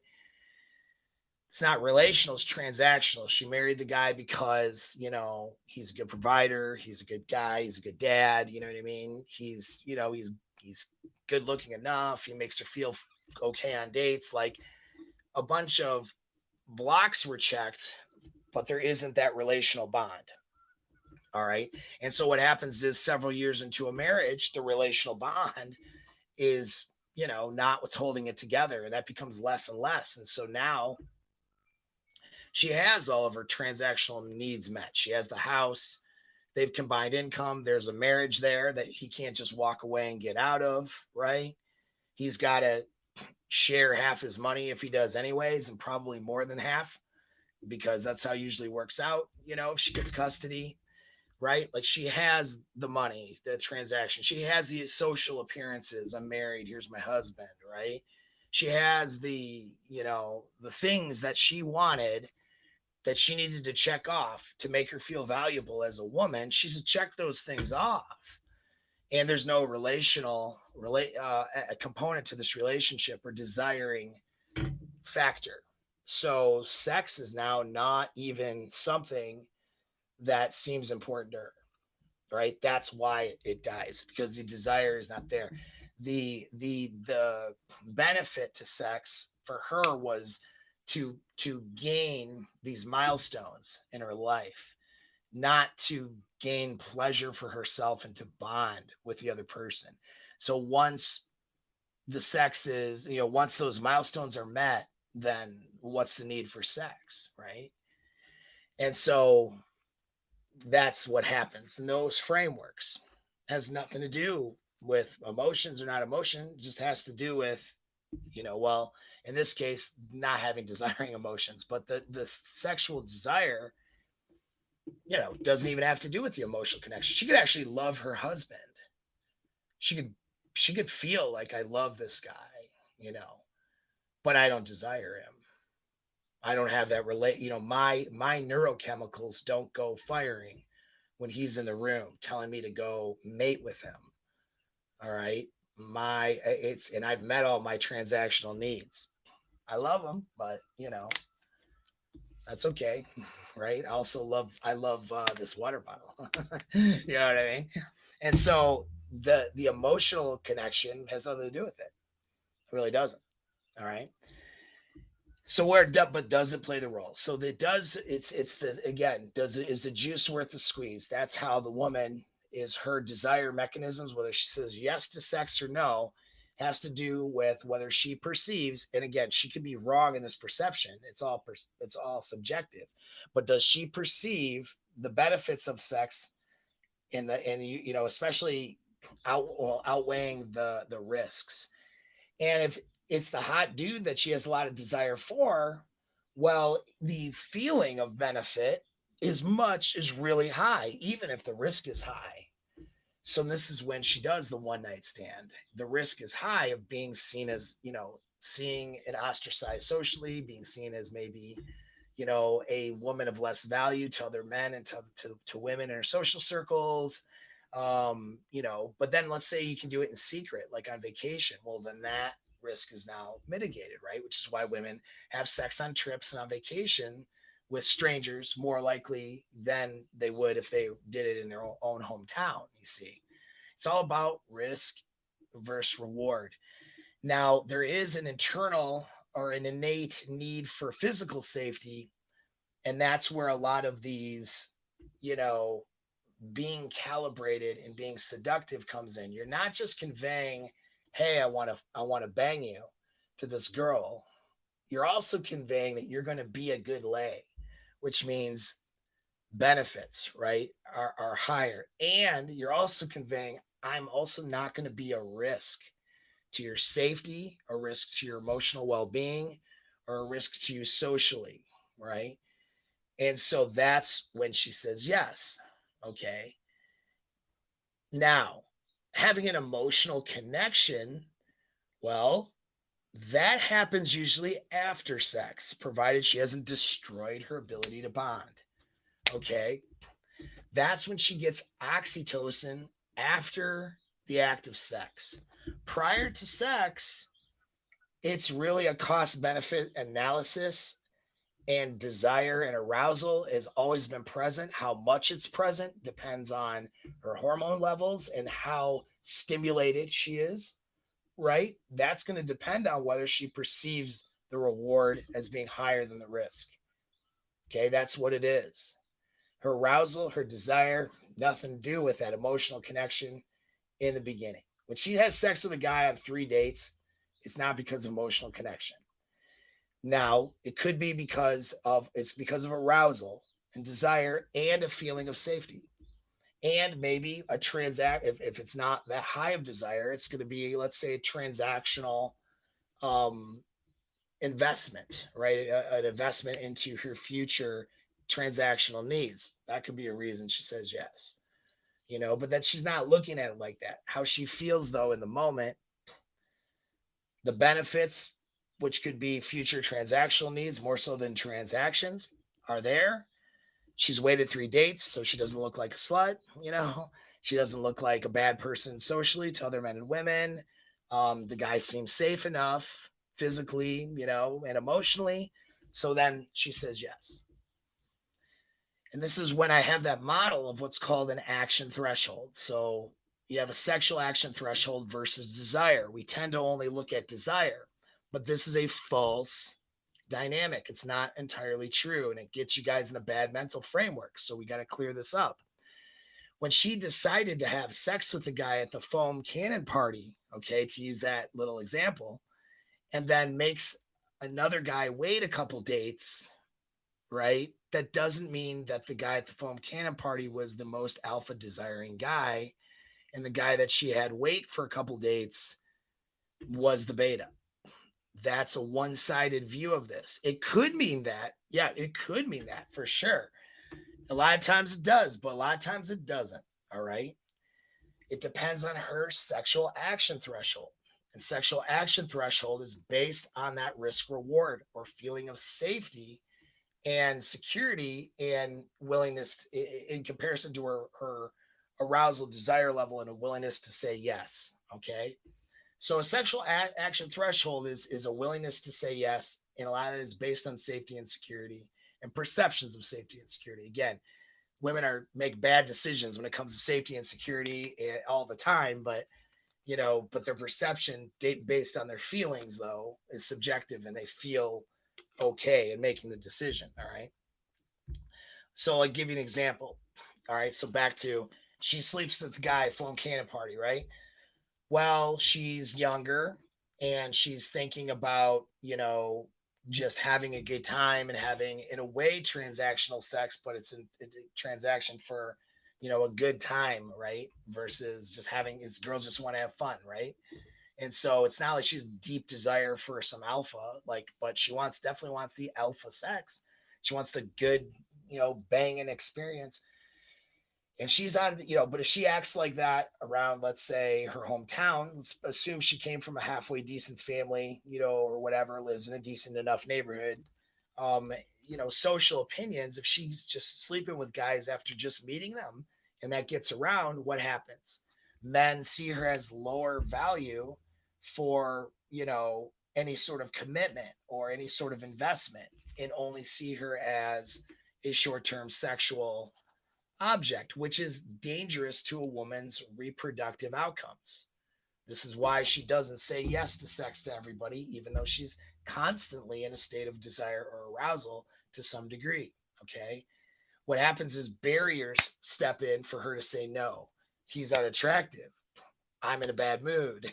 You know, I don't want to be seen as a bad person, or I don't want to violate my commitment with my partner, which would make me lose what I really want for a short term, fling over here, right? Like there's the barriers are the reason she says no. The arousal is there, or I'll say capability or susceptibility of arousal. It's not like she's walking around horny all the time. It's just the susceptibility is there, okay?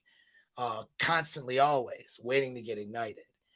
And so she goes to the foam cannon party. Well, her friends are hooking up, so there's no social ostracization. Nobody's going to know about what happens on spring break, so much, or at least there's a perception of that. There's no emotional investment because she's not going to see the guy again, so she's actually looking at not being harmed or damaged from this, saying yes to sex due to an emotional investment. See, that's a little different, isn't it? Like, she's saying yes to sex because if there was an emotional investment, she'd actually say no. She made an emotional connection. She might say no to the guy. There's something you haven't thought of, huh? At least these guys, these psychological experts that think they know about female desire and think it's based in her emotions, they didn't think about that one. The fact that she actually says no a lot when there is an emotion, there's the possibility of an emotional connection that she perceives. This is why she might turn down an alpha per se and choose a breeder instead. I went over that last show, right? And so yeah, she's drunk, she's having fun. It's all about the experience. She's not being socially ostracized. She doesn't perceive emotional risk. She perceives that it's safe enough physically. You know what I mean? The guy doesn't come across as a creep or a weirdo or like someone's going to cause her harm. She's got her friends, that will be nearby, and, her phone, a text if she gets in trouble, all sorts of things, right? And so she sleeps with the guy. Now, her action threshold, because of mitigating all of those safety and security factors, her action threshold may have been a 4, meaning she only needed to desire the guy at a 4.5. So the guy at the foam cannon party could have been a 4.5 on her desire scale out of like 10. Okay. And she's banging him because she wants the fun. She wants the experience. It's in a sense, it's a transactional sex for her in a way, because the experience of doing and having all the fun on spring break, you know what I mean? Oh man, I'm just thinking of some of the things women say that make me laugh. Women I've been with and dated and stuff. When some girl was explaining vacation sex, she said, "Well, I wanted the full experience." Literally, that's how she explained it. Like, so the full experience is banging a local. Like, what? It's a shit. The shit they say, man. Like, they don't even fucking realize it sometimes. It just makes me fucking laugh. But it's like, well, okay, you know. The full Jamaican experience, the full Cancun experience means like, banging a random guy at this thing. Like, oh, okay, I didn't know that, but now I know. So I've heard that more than once. But at any rate, so she wants the full experience. So her threshold, the guy doesn't have to be that attractive, doesn't have to be that alpha. She just needs to perceive that the benefit is higher than the risk. And then she says yes. She's out with a guy she finds really attractive. And the guy also presents somebody that could offer a future to her. And so she's concerned about what she's going to be, looked at like. She could be desiring that guy, 7, 8, right? From the get-go. She could be almost double the desire for Cancun guy, but she says no to first night sex when he says at the end of the night, gives her a kiss, says, "Why don't you come back to my place for a nightcap?" She goes, "Oh, I better not," turns it down. Why does she turn it down? Because the risk outweighs the reward. She's afraid if she has sex, and again, it's perceived risk, right? She's afraid if she has sex with this guy too quickly, she will disqualify herself to have more sex with the guy in the future and long term, and to also maybe have the relationship and have the emotional connection, have all the things she wants. She didn't give a shit about Cancun guy. She knew that was nothing. That was just the full Cancun experience, right? She's now looking at more factors here. And she sees that if I sleep with this dude, he's probably going to think that I do this all the time. He's probably going to think that I'm not good relationship material. Like there's all these things. And then, of course, my friends find out. He knows some of my friends and we're in the same circles. So then everyone's going to know. And then they're going to perceive me as the slut. She could also be 27 years old, where she was 21 in Cancun. So she wasn't thinking of consequences as a young girl in her party stage, but now she's thinking about, the pressure for long-term commitment is catching up with her.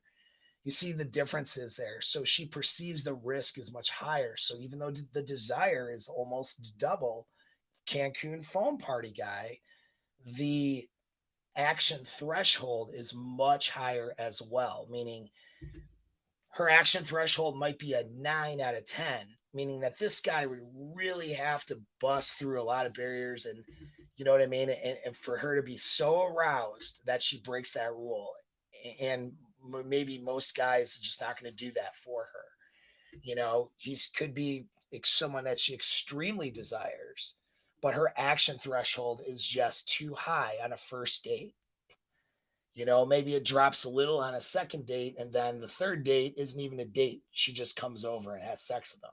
Like her action threshold after a couple of dates and getting to know the guy, what ends up happening is now she mitigated all of the social risks. She mitigated, her, future risks and her, safety, security risks for her reproductive outcomes. She mitigated all those in 2 dates. Now, third date, she's literally not even a date. She's coming over and just banging the guy. And, it's very enthusiastic and much better than foam cannon party guy sex. And so you guys need to hear this shit because you guys get this fucked up way of thinking about how women choose sexual partners. You make a lot of assumptions, and a lot of those assumptions is based on wrong information, wrong data. And then you get a negative view on women and usually a negative view on yourselves when you're in the dating market. You find out a girl had a one night stand and now you're mad and angry because she, took 2 or 3 dates to have sex with you.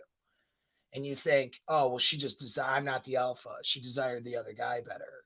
You know what I mean? And you guys get these dumb ideas when reality has nothing to do with that. And it's not like I'm wasting my time and my investment. You're not that important, autistic man. Okay. You're not that important. All right. Your time. If you're not a billionaire, then don't fucking tell me that you're wasting too much time because you went on 2 dates with her or 3 dates, hung out with her 3 times before sex versus the one time. You're not, if your time is not worth $1 billion a day, then shut the fuck up. You didn't waste anything. You're supposed to be making a connection with this other person. Even if you just want a long-term casual relationship, if you're having fun, like and hanging out, I'm not suggesting that you go on endless dates with somebody with no sexual interest there. Okay. Binary crazy thinkers that might be thinking that when they hear this. There should be sexual desire. There should be a demonstration of desire. You're not in the friend zone. There's nothing wrong with spending a little more time with a girl. If you're enjoying your time, and if it's benefiting you, it's benefiting her. What's wrong with it? Nothing wrong with it. Doesn't always have to be the same night lay or else she doesn't like me. Because again, a lot of times she makes that decision. It's actually a transactional decision at the time, or it's a decision that she saw as more beneficial than risky, but doesn't actually amount to higher desire. A lot of those incidences are bad sex. A lot of girls report that these experiences are not as good of a sexual experience for them anyway. So you got to know that stuff, right? Or else you're blowing your chances at having really good, healthy relationships and dating experiences with women because you're in your head with some bullshit information that somebody told you on the internet. That's not true. That's not, and it's not even just internet. It's not like, oh, these red pill guys or these manosphere guys are telling you the wrong things. It's not even that. Okay. It's actually the research is telling you the wrong things. when a psychologist, when psychologists are talking from a framework that women need an emotional connection for sex or whatever, and then the guy sees that she banged a guy in a one night stand when she was at a spring break 2 years ago, what message does that send that guy? You know what I mean? And so, and when a guy hears, well, she makes decisions about sex because of hypergamy, well, yeah, he automatically assumes then, well, she was desiring that guy more than me.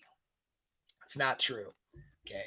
I explained hypergamy a number of times in this channel, and it's not this binary. It's not the only factor that plays a role. It's definitely a drive, but it's not the only drive. It's a primary drive, but there are other things that play a role, which is why women don't just race to the top with who they sleep with.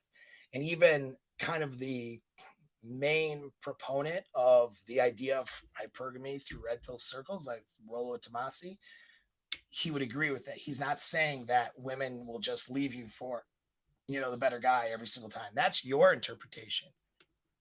That's your false interpretation of even what he has to say about it. You know what I mean? And so you guys are not getting the right information because you twist in your head, because you have an inner game problem. Actually, it's a problem right here with how you think, and how you think about yourself, and how you think about women. So it's important to understand that there's this action threshold. Okay. So the model I want you to look at, the dark secret, is that women are aroused by anything and everything, or at least capable or susceptible to that. How aroused, how susceptible they are to being aroused, and how aroused they'll get, has to do with hormones and has to do with the stimulus.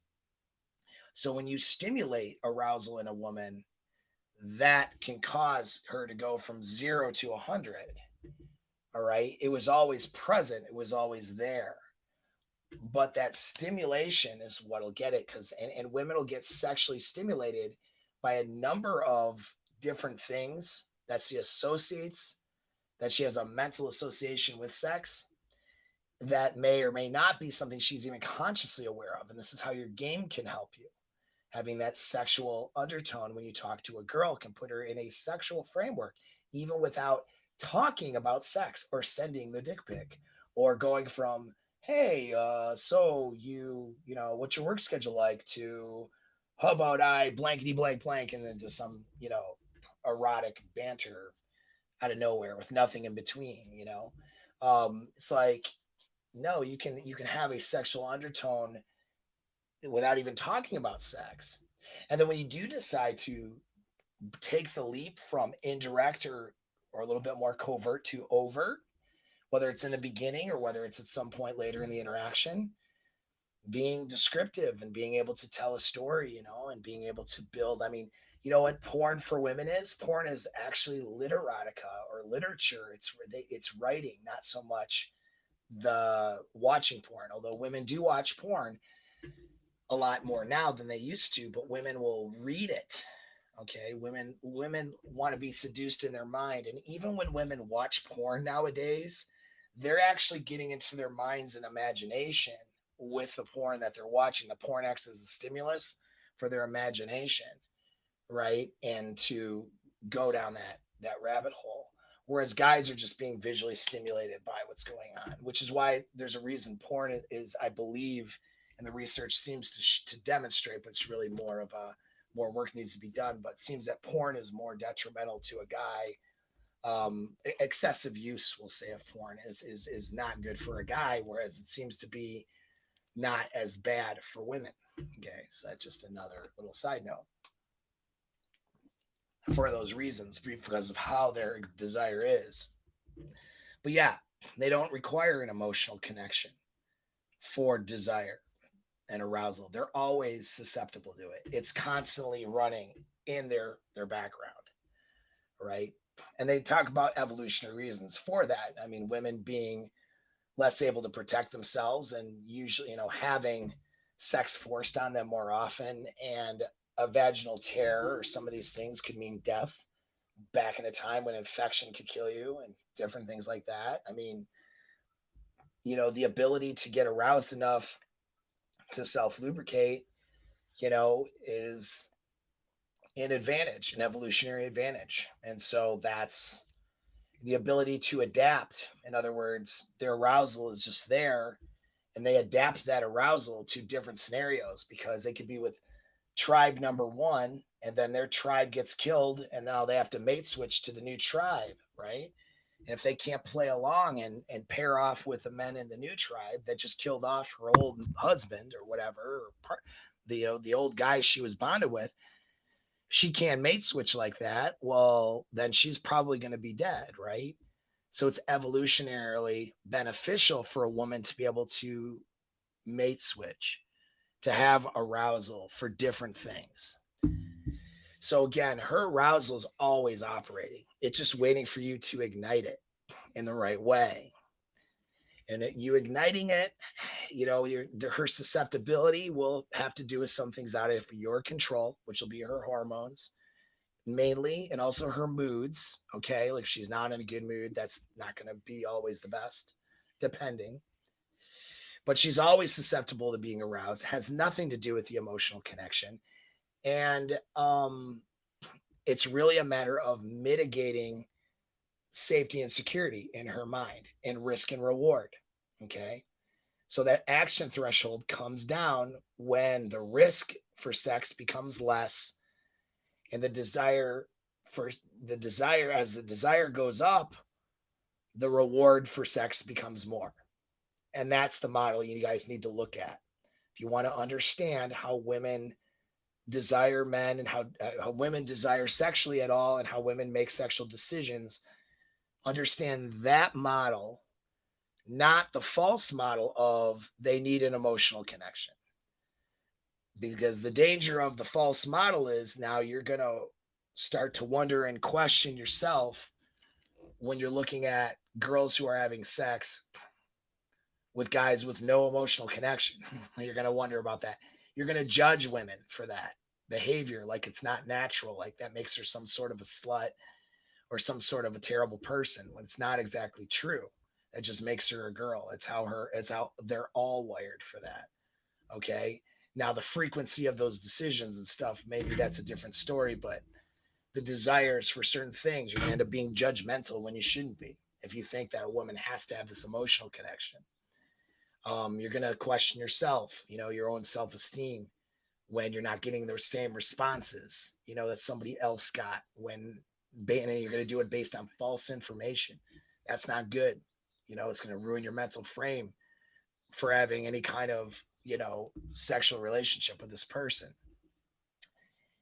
And then the other part is, you'll assume the worst risk is guys will assume because she's having sex with them, or because she said yes to sex, that means that she has an emotional connection.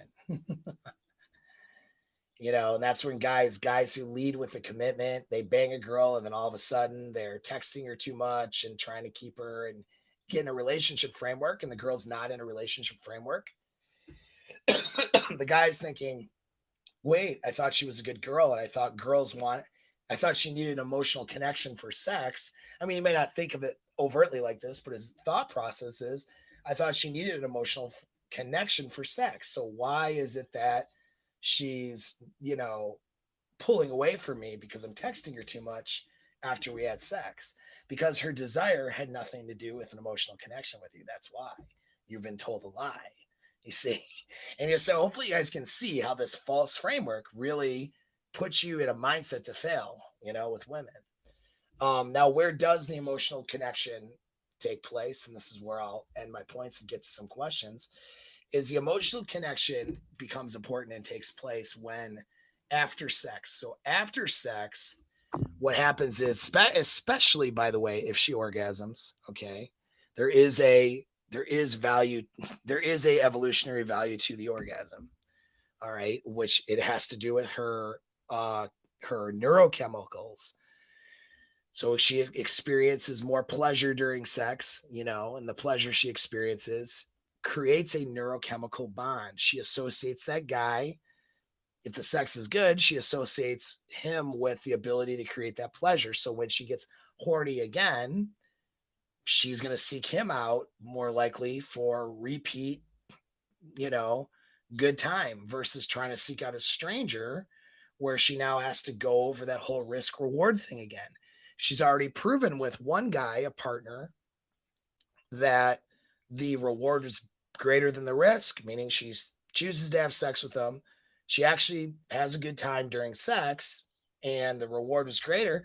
Next time she's horny, and she has the hormones, right? She's going to seek him out versus a stranger more than likely, unless the stranger is stimulating a high promise of desire. If she doesn't have other options that she sees better, she'll seek out that same guy. This is why girls booty call the same guy at 2 a.m. This is why girls run back to exes, for example, for sex when they want sex, instead of going through the risk of taking on a new partner, you see, when the reward potential might not be there, but they know the reward potential is there for this old partner. So they go seek him out. That the reward versus the risk is balanced out before, so she knows it's going to weigh in the reward favor again, or she assumes that. And the minute that it stops being more rewarding than it is benefit, than it is risky for her, then that's when she stops. That's a Brafalt's, that ties in with Brafalt's law, really, and so yeah, that's the emotional connection though comes in. That's the mechanism that makes her. There's the reward part of it. Okay, that's the sexual side, but what makes her miss the guy, what makes her want to be closer to him, what makes her want to get to know him more, what makes her want to be in a relationship with him, what makes her want to feel bonded to that guy, what makes her want to snuggle afterwards. That's all the oxytocin, primarily a little bit of vasopressin. And those emotional chemicals are what causes the girl to want to be bonded to the guy after sex. When the sex turned out well and she feels good and close to the guy, then the emotions kick in, right? She has no emotional connection usually pre-sex. Now, I mean, that's usually most girls. Some girls might have some emotional connection or some emotions built up. Sure, that can happen. But again, it's the desire is the reason she pulls the trigger, not the emotions. The emotions are just allowing for the feeling for safety pre-sex. But once that that bridge has been crossed and she's had sex, the emotions are what allow her to want to come back for more. Will allow her to want to have closeness with the guy outside of just sex. You see, these are the things that the emotions allow for. So the emotions are important. And in fact, the emotions are critical because without them, there is no pair bonding.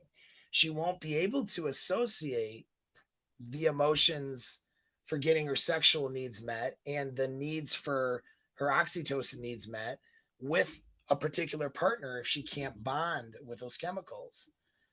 So girls who have bad experiences, go through a lot of notches and do some ratchet shit, treat people like transactional objects, put themselves and they condition their neurochemical system to have a transactional framework with sex. And so they don't get the bonding, this is why, for example, first time a girl has sex, even though it oftentimes is bad sex for her, she feels this bond. Most women will feel that bond to that guy. You know what I mean? And she'll want to be with this guy, all that. And that's what those chemicals are. But then their 50th guy they have sex with, the bond isn't there anymore. Right? Now, I'm not saying it never could be there ever again. She may have to, there may have to be repeated experiences with different intensity and stuff for the girl with a lot of notches to be able to bond correctly. Okay. That could be something that she could do, maybe. But the point is, it's like the emotions, they are important when it comes to the relationship stuff. They are important when it comes to, they're somewhat important when it comes to her feelings of safety and security, because now it's like also security for her future outcomes, her future reproductive success, right?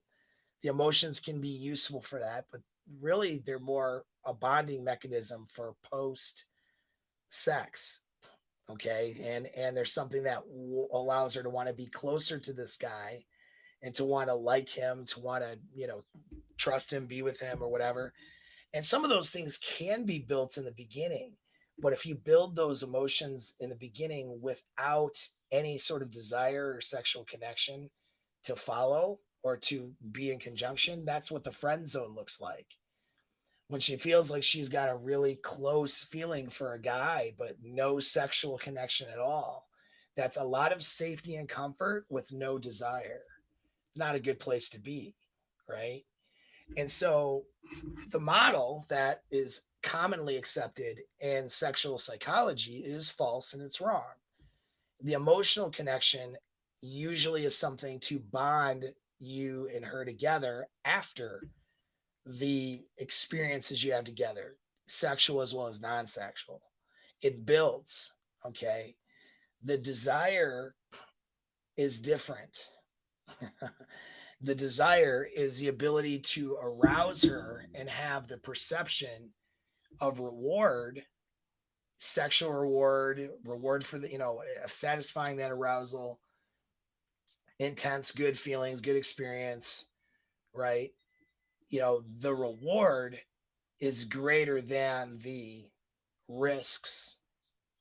And that's why she makes the decision. So, desire is something that is the ability to be aroused is always in the background. Desire is something that you can ignite or create any time of the month. And when the reward outweighs the risk for sex, that's when she says yes. Emotions play very little role in that until you start getting into a relationship and start building some sort of history together. So that's what they don't want you to know about. All right. What do you got, Glenn, for any final questions before we close?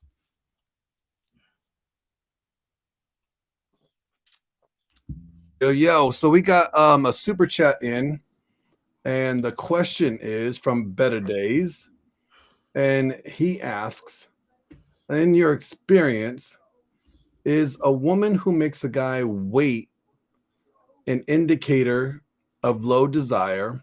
No. And can she desire him after Yes. XXX events? Yes. Number one is no.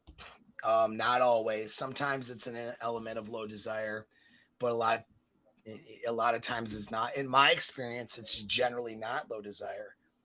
Just because I know how to seduce a chick. That doesn't mean every girl wants me, but the ones that find me attractive from the get go, I know how to bring that attraction along, kick that ball down the field, so to speak, bring it along that continuum of her being in greater and greater desire for me. That's what game is about. I mean, yeah, there has to be some element of attraction usually in the beginning, but once that element's there, you can bring it along. But they don't always, a lot of times, my experience, I've been, had sex very, very quickly, but there's been a lot of times I haven't. And the times that I haven't had nothing to do with the desire. It had to do with the risk reward.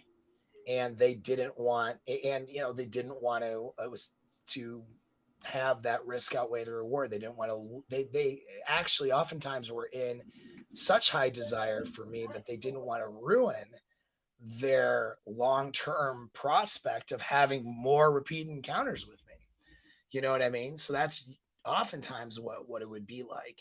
And not so much like relationship signaling, even just sex. Like I've had girls like, they're just like, well, I don't want to look like I do this all the time because then, he's just going to bang me and, you know, and we've both been drinking and, I'm tired. Like they get self-conscious about how good the sex is going to be for me. You know what I mean? Because they want me to come back. And so there's a lot of times that they make you wait and it has nothing to do with the desire. And in fact, it's the opposite. It's that the desire was much higher.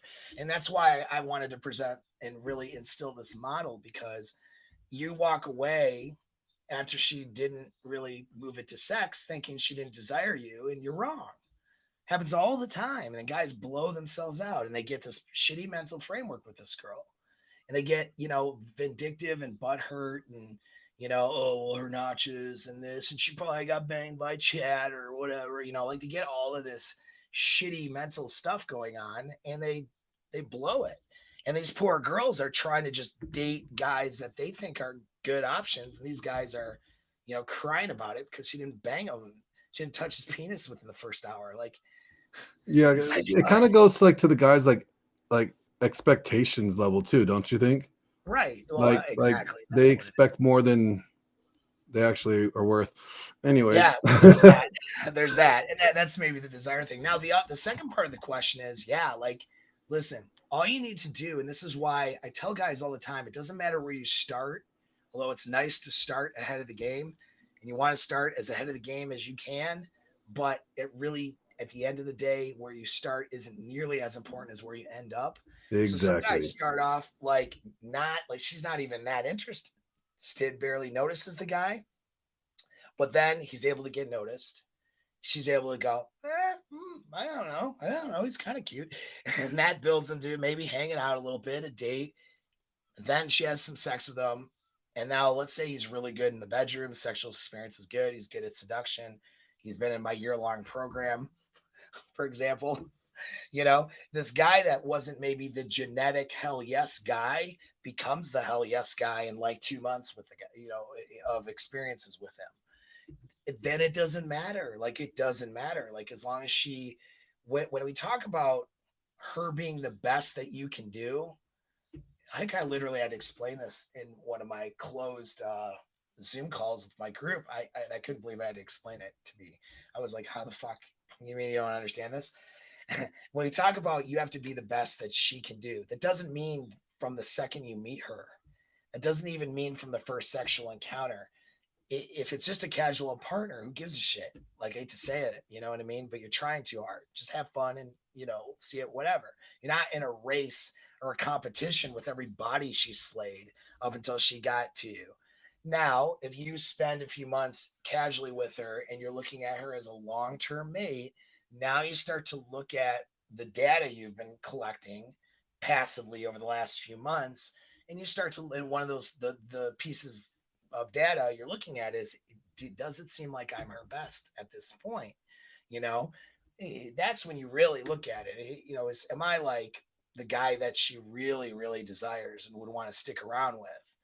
But you're asking that question after several months of experience. Some of you guys, because you don't have good, because you have shitty, mental framework when it comes to women, and shitty, your inner game's not good. You're looking to disqualify yourself before you even get started, a lot of you guys. So you can just have a bad attitude and a poor mental framework. And so you're like, well, she didn't call me right away. She probably got banged by Chad. Like, it's like this, it's crazy stuff. None of that stuff matters. What matters is, did you have fun, and is the experience outweighing, the rewards for you as the man? Does the reward outweigh, the risks of the experience, or the cost? We'll say it's all you should care about. And if the reward's there, then have fun. And not every girl is going to see you as her best, and who cares? You're not going to. That the point is, don't get in a relationship with those girls. That's the point. Don't be like, I'm going to marry you and have all, put babies in you and pay for all your things, even though I'm like fourth on the list for guys you would want to stay with. No, like, that's the terrible, terrible framework. You know what I mean? You want to make sure you're number one. Fourth on the list? Yeah, fourth? Not even second. Man. Dude.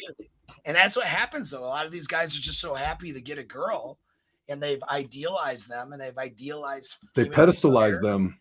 Right. And the scientific community does it. I mean, that's the thing. Oh, her emotions. She has the emotional connection with you. Then she'll open herself up sexually. No, it's not. No, it's not. No, it's not. I've had a lot of relations that we weren't emotionally connected at all, and they were wide open. No, right, exactly. And guys who, the small percentage of us guys who've had that high desire from a woman, like sexual desire, that's like the only reason she's there. Like, we know that's bullshit, but the large majority of the normie people out there, they don't know. And so they want to pedestalize it. Well, that's the guy that gets himself in risk. He's the guy who marries the girl when he didn't vet out whether he was number 1 on her list or number 3 or 4. He's the guy who gets divorced, well, 7 to 10 years later after she's checked her milestones and stopped having sex with them and doesn't want to be around them. Like, that's that guy. We're trying to prevent that accident from happening. Yeah, because I can say, like, for myself, like with me and my girl, like, dude, like, I wasn't her type. Like, she was like getting with these like scrawny, tattoo-less, beardless, like Ken dolls. And I'm like, like a mixture of the Hulk and the Thing from the Marvel yeah, comics. like Sure. I'm nobody's type. the Not a same here. single Like, one. unless you like I'm big, I'm a big dude, You are a big dude, actually. and You when got I'm the height, too. competing, That's I'm even bigger, Mhm. and it's like I scare most people away. So it's Yeah. like my girl was like, when she first saw me, she's like, "Oh my gosh, he's scary looking." Right. And little did she know, she fell in love with the beast from Beauty and the Beast.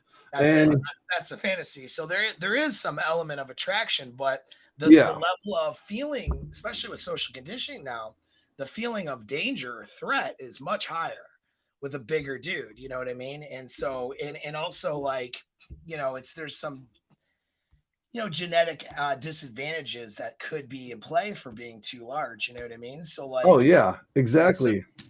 yeah, it's not a girl's preference. Girl's preference is if I was like 165, 170 pounds, of Ew, lean muscle, you know what I mean? But, dude, like, like I haven't been under like under 200 pounds since, I don't know, since birth, yeah, no, like. right? Yeah, But okay, moving on. yeah. We do have another question, and actually, this one's not a super chat, but it is important to get to your attention. Jay Seswick, he says, "Hey Paul, I've been having a hard time reaching you or your assistant on contact via email. I'm not getting any response, although in the past, he's trying to book a one-on-one with you. He just wants to know, is it just because you're super busy right now, or are you not able to That and receive any plus, emails from him?" yeah. Well, did you go to the website and schedule it? Yeah, he said, hey, I've been having a hard time reaching your assistant on the contact email. I'm not getting any response, although I have in the past, regarding booking you one-on-one. Maybe it's just you're super busy at the time. There I am, which means, but that doesn't mean I'm not taking one-on-ones. And so go to apexmindset.net though, and go to book online, and then you have 30-minute, hour, 2-hour session right there. You can book. Yeah. And then you can place it, so that's the thing. Go book online, because I'm not sure why my assistant's not catching those emails. Do you know what I mean? But They might be going into spam too, you guys. So I don't know. may not What's the necessarily guy's be name that. again? Jay Seswick. Okay, Jay. Also, send me a DM, bro. Like on social. Yeah, hit him up on Instagram. Yeah, if you send me a DM, I'll catch it there too. I'll be looking for your DM now. All right, Yeah. I'm gonna look for your email now, and try to respond to you. But you can book right on the website. It's right there for you to book. But if you're trying to go through the email and do it that way, I could see where the ball could be dropped. I'm working on my admin. My administrative abilities are a little higher than my technology, but not much. So that's my apologies on that one. Yeah. Then Zach Ziegler writes in your experience, would you have a better chance pair bonding with a chick that had 15 body count and only 3 relationships, or a girl that had 10 relationships in the spanning of 6 months to a year? Well, Wait. Okay, my opinion, I'm taking the 3 with the 15. Okay, like, I think the 3 with the 15. I could work with that. Like the 10 in 6 months. You might as well just had 10, one night stands in the span of 6 months. Because how long were these relationships? 1 like month long, a hookup in between, like 5 weeks long. You know what I mean? Yeah. So no, because that's actually I'd say is a red flag, because yes, she's getting into full-on relationships with people and then discarding those relationships that quickly, that's not demonstrating, that's demonstrating high mate switching behavior, which Yeah. is problematic. I mean, it's almost better off if she was just having casual sex and racked She up might as 10 well years. been. Yeah, But it because it sounds like might she as was well. like serial monogamy. Like Right. every guy Well, she like slept with, she made sure that we were in a relationship first. You know, well, yeah, you're and my boyfriend guaranteed. now. Bang Yeah, me. Okay, we break up. Moving on. yeah. Well, and guaranteed she was lining up the next mate. Hmm. You know what I mean? Before she left. So she was doing a mate switching strategy and was basically cheating, if not outright having sex with someone else while she was being in a relationship with somebody. She was at least setting up the sex so she could then discard the partner to move on. So what do you think is going to happen to you if things get hard or Unless you're like, difficult? unless you become the best. Well, yeah, Then you have some, buffers chances. But there. here's the thing, though, it's the best as well as capability. So, like, Hmm. if her capability isn't there, you could be the best thing she could ever have, And and she'll she'll still destroy leave. it. Yeah. She'll Yeah. just blow it. And so that's the thing. And how do you know, right? How do you know? How you know is you're not in a commitment with her. That's how you know. How Hmm. you know is you date her for 90 days and then reassess. You date both girls. Hmm. You see the girl with 15 bodies and 3 relationships, and you see the girl with 10 relationships, 10 body in a year or less. You see them both and you see which one pans itself out. I want to guess the 10 relationship girl is out of the picture before the 30-day mark.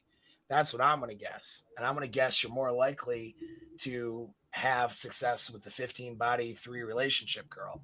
You know what I mean? At least short term dating wise. Now, give it 90 days, reassess, then give it another 90 days, reassess. You're always assessing where you're at and I assessing mean, where you you should can. do that with your relationships, period, right?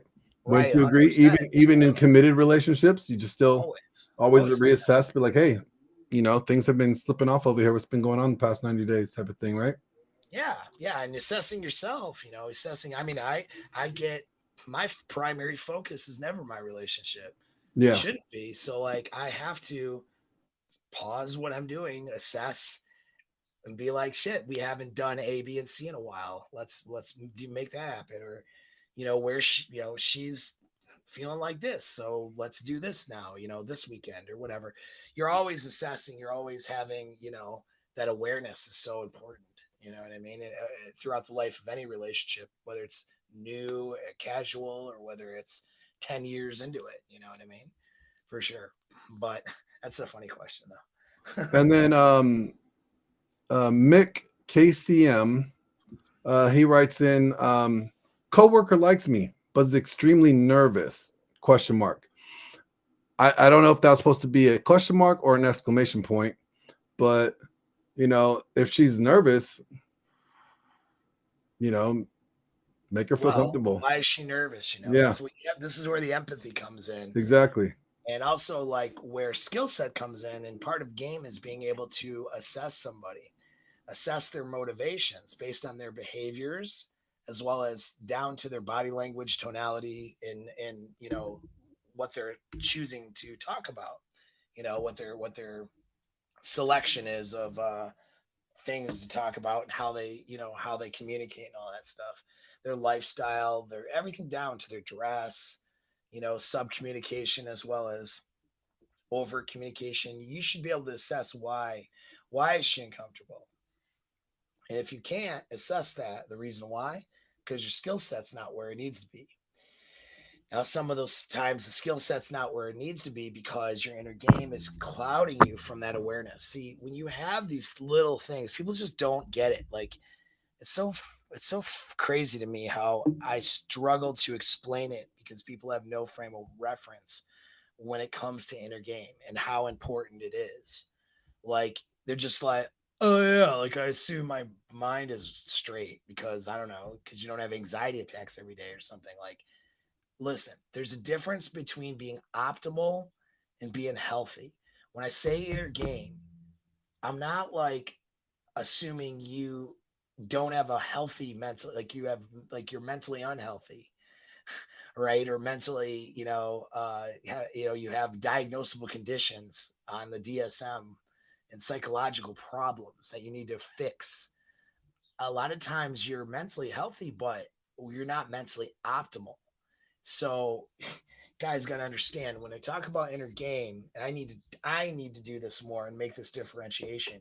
I'm not always talking about, you know, having mental problems and getting over problems.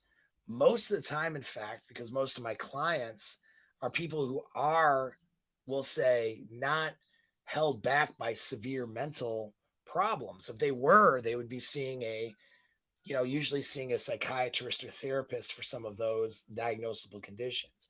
People come to me because they're normal, they're good, but they were not optimal.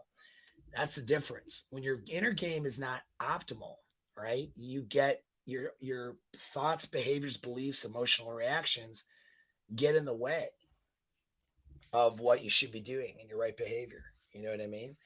And so you don't recognize, for example, whether Amy at work is uncomfortable because you're a creep or uncomfortable because she's attracted to you. You can't differentiate the two because you're in your head about it. You know what I mean? And you're not able to empathize with her and pick up on the cues. You're not able to see things from an awareness level of different from a different framework of awareness than the one you're in because you're riddled with a psychological framework, an emotional framework that you're hanging on to that keeps you, we'll say, relatively safe and secure. You're not challenging, your awareness and your mental and emotional framework because you don't even know how to do it. And this is where I come in with guys with neurobehavioral conditioning is the method I more or less use to give you awareness of the problem and the awareness of solutions. And maybe when I say problem, I don't necessarily mean psychological problem that needs to be cured. Most of the time, what I mean is less optimal psychological framework that needs to be improved on or made better. And so when you improve on these skills, your inner game as well as then your outer game, your communication skills, what to say, what to do, how to behave, right?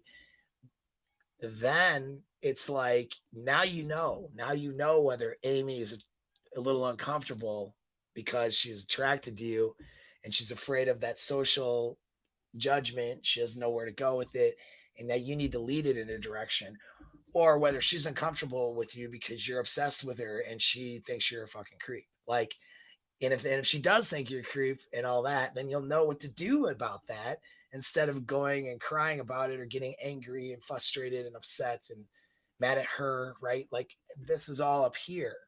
Okay. Or if she's, of course, attracted, you'll know how to proceed there. So your inner game is so important. I am going to now reference you to the link and all of you to pick up the Alpha Mindset course if you haven't already.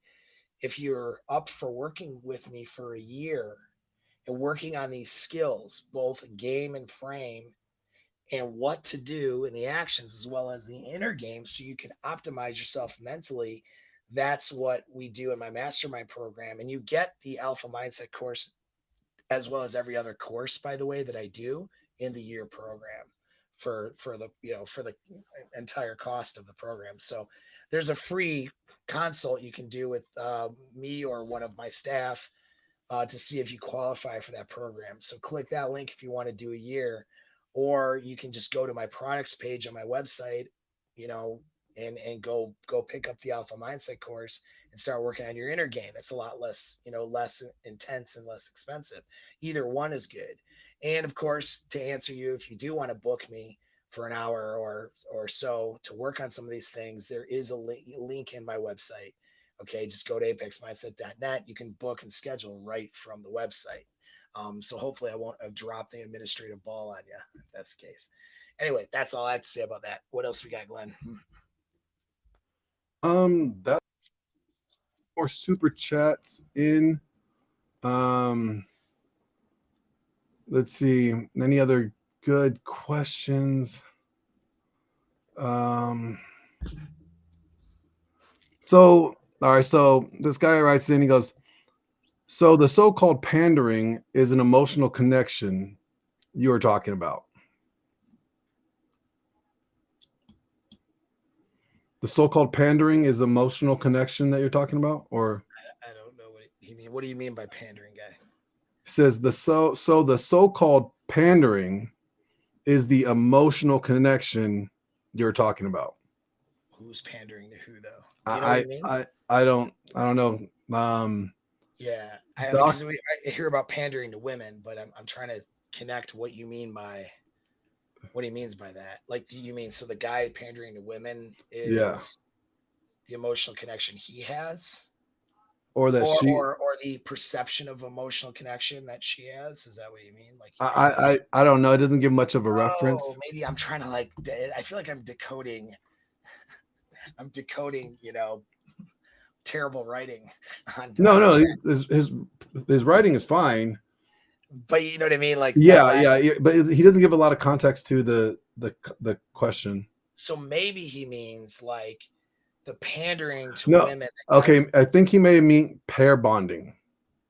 Oh, Okay, yes. that was from That is I can't correct, even sir. say your name, bro. So I'm gonna not even respond to your name, but you know who I'm talking about. You're the one that came up with. I think he means pair bonding. So kudos to you. Yes. Then that would make sense. Yes. Yes. That's the emotional connection she has is that she feels after or she wants.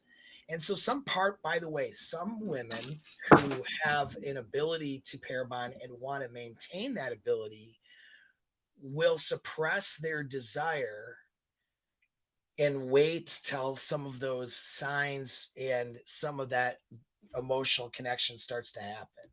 That's a really good question. Actually, I, I'm glad we Yeah. I'm glad we decoded that one because Well, you that's know a what? really good one. Kudos to I'm gonna try to pronounce it. It's Argilacola You guys and your names, I tell you. Urbanist. Argula Cola. Yeah, Thanks, buddy. Urbanist. You're the Dude, one. You're the real hero. You're the real hero. All right, no, that Zach Ziegler comes in with another $10 super chat. All right, and he goes, "What is the best way to get rid of anxiety naturally, or ROCD for beginning of relationships?" okay, yeah. Let me finish my last one because it was And a then good point. that's the one we'll wrap it up after that one. Yep, sure, absolutely. So first of all, understand like so some women, because remember it's risk reward. So a woman who has maintained her ability to pair bond is concerned whether she can articulate it this way or not. She's concerned about the risk of maybe losing that ability or getting or feeling bonded to somebody, and having sex with that person, feeling bonded, and then getting hurt or harmed. She knows that that feeling of loss is not going to be good, right? So that's a danger or risk. She also knows that that creates baggage and trauma for future relationships, ruining future outcomes for her. She associates a lot of bad, stimulus or possibilities with having sex with somebody outside of those emotions. And so she does, you know, maybe make a guy wait, so to speak, till she feels those emotions. She shows sexual restraint, if you will, and delayed gratification. The desire, though, is still there. Her horniness and her desire is still high. Her action threshold is just higher than the girl who doesn't perceive a threat to her pair bonding abilities or isn't worried about being hurt because, she's maybe has less of an ability to pair bond, right? Or has had more sexual experiences, which would translate to less of an ability potentially to pair bond. So, you know, one girl might not perceive it as a risk. So therefore, the emotions aren't there. It's really more just about safety and security, right? Where to another girl, it represents a safety and security risk to not have some emotional thing going on between the two. And so some girls require a little bit more comfort and a little bit of we could call it emotional connection, but I wouldn't call it See, I still don't think, though, that that's emotional connection. I think that is more or less emotional comfort. He gives out comfort signals and signals that he would be a good person for her to continue develop connection with. So she's not worried about the risk of sex and then falling for the guy and then getting discarded, right? And so knowing that would be, because again, girls who can pair bond are concerned about being alpha widowed, even though they don't conceptualize it like that. They are concerned about, being damaged, you know what I mean? And they don't want that. And so girls who do have the ability to pair bond have an element of, I don't want to be damaged by this person. So they are looking for emotional comfort signals. But usually there's not enough time together, though, before she says yes to sex. Even if she waits 3 dates, still not enough time and not enough of a depth of experience for her to truly have the emotional connection for the desire to go up.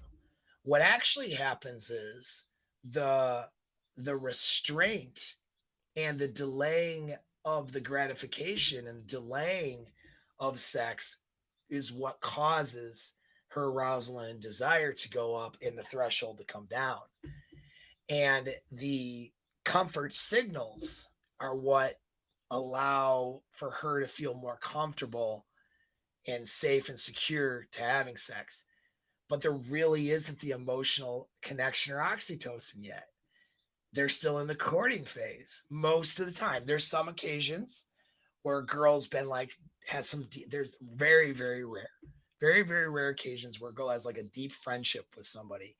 And then, they bridge that, that gap and end up having a sexual relationship. And then it's like, oh shit, I married my best friend or whatever. That rarely happens. That's like a fantasy story practically. You know what I mean? Most of you will never run into anybody that's ever happened to, but it does happen at very, very rare times. We're not talking about those outliers though. Most of the time when a girl says, well, I need to feel an emotional connection, it's not a connection because it's not enough time. And during the courting process, she's not allowing herself to actually bond with the guy emotionally and have all the oxytocin for him, not usually prior to sex, because actually sex in the sexual connection stimulates all those things. The act of sex, especially orgasm and that closeness and stuff, stimulates the oxytocin when she has that pair bonding ability, right? And when she's associating that guy. So a lot of it is being able to associate him with someone she could bond to. And see, this is the problem with girls who are going for just short-term sex all the time and why they harm themselves for long-term relationships later is because they're practicing having sex without the association of bonding with that guy. Now the desire though is always there. The desire and the arousal is not required. It's not required for her. Having an emotional connection is not a requirement. And oftentimes emotional connection and emotional security and safety can bring desire down, believe it or not. This is when girls will get comfortable in a relationship and they are now less sexually aroused or interested by their partner. So as men have to be able to ignite those arousal and desiring flames again, right? And then balance it with the feelings of emotional connection that make her want to stay. It's a polarity and it's a kind of a balance that shifts back and forth between high arousal and then connecting emotions. And that does match, by the way, with her monthly cycles. There's times of the month where she wants to get railed out and have just complete desire, nasty sex. And there's times of the month where she just wants to cuddle, and she'll still have sex with you, but the cuddling is more important to her on that week, And so the balance exists in her biology. The polarity exists. You just need to know how to match that and how to lead that as a man. And that's what seduction is about. And that's what relationship game and frame is about. It's about knowing how to do that and do that effectively. And so a very good question though about the pair bonding, but yes, pair bonding is ignited generally from the act of sex, and that emotional connection is ignited through experience together and being emotionally close. And emotional closeness happens from not just familiarity, getting to know you, but also intense feelings plus feelings of security is what allows for a closeness, that she can have intense feelings with you as well as feel trusting and close to you when she has those intense feelings. That is what builds emotional connection, which is why sex is usually a requirement to build that heavy emotional connection, because the sex is going to be the most intense feelings usually she'll have with her partner. It should be anyway. And then, the afterwards and comfort that is provided post sex, and them staying together and getting to know each other better and all those things. The mix of those two things are what cause the emotional connection, which can, it doesn't increase her desire, but it increases her desire to be close. It doesn't necessarily increase her sexual desire. That those things are balanced out. So anyways, understanding that is really good, really important. Now let's talk about anxiety. So some ways to bring down anxiety. I'll ask the question, if you want to answer while I'm answering, is you got to explain to me how this anxiety shows up. What do you mean? So first with a client, I'm not, someone says they have anxiety. I'm going to say, give me an example. In fact, give me 3 examples. But if you're in the chat, just give me one. Okay, good one. But I'd ask you, give me 3 examples how this anxiety is actually showing up, how the anxiety is showing up in your behaviors. That's going to give me an assessment. We're going to discover together what is triggering the anxiety and where it's coming from. We're going to have awareness of the anxiety problem together, because what involves one set of solutions may be good for you, and not, and another set of solutions might not be effective for you. It's going to depend on where it's coming from and why it's there. Okay. And that's going to determine what we're actually going to do. But in a general sense, I mean, you're saying anxiety and you're talking about relationships. So I assume we're not talking about just approach anxiety.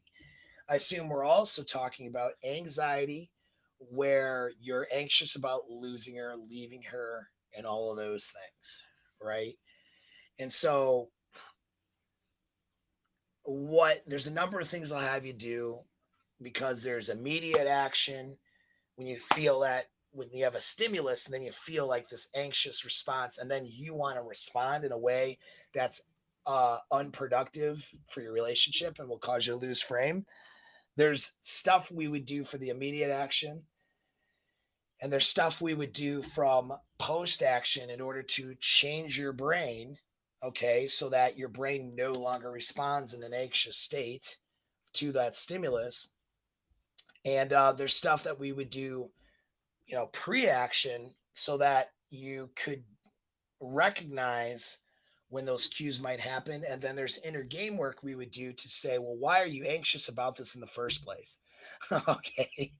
So where's that coming from, and how can we fix that? Do we need to do hypnotherapy? Do we need to do EMDR? Do I need to have you on a breathwork visualization meditation program? I can keep going down the list, but the Alpha Mindset course is like a lot of things in there. And I'm going to add to it this year, by the way. And so there's tons of exercises there, because what's going on with you, well, that's going to depend on, you, right, and what's happening. So we need that awareness, because what would be nice is the anxiety is not there to begin with. You know what I mean? That you have a level of outcome independence.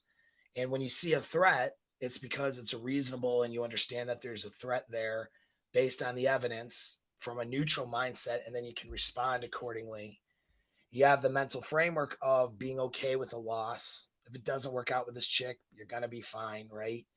And you also have the mental framework of, but hey, I want it to work out with this chick. That's why I picked her, so I can freely love and care for her without any obstruction, because I know that if it's not going to work out, I'm going to be all right. You know what I mean? So these are the different frames that you want to be able to have, and you have to condition those through exercises. and, getting into different state of awareness and having awareness in a different way, and then instilling that stuff both neurologically and behaviorally. Like we really you want to change your brain in the way that your neurological connections are happening. Instead of getting into fight or flight, you get into a calm outcome independent state. And that is trainable. You can train anything, just like you can train a reaction on the sports field or in the ring in the athletic environment, right? You can train yourself how to react to a punch when you're learning boxing skills, right? Well, you can train yourself to react to the stimulus in a way that's more productive rather than unproductive. So the key is you're going to retrain it. Okay.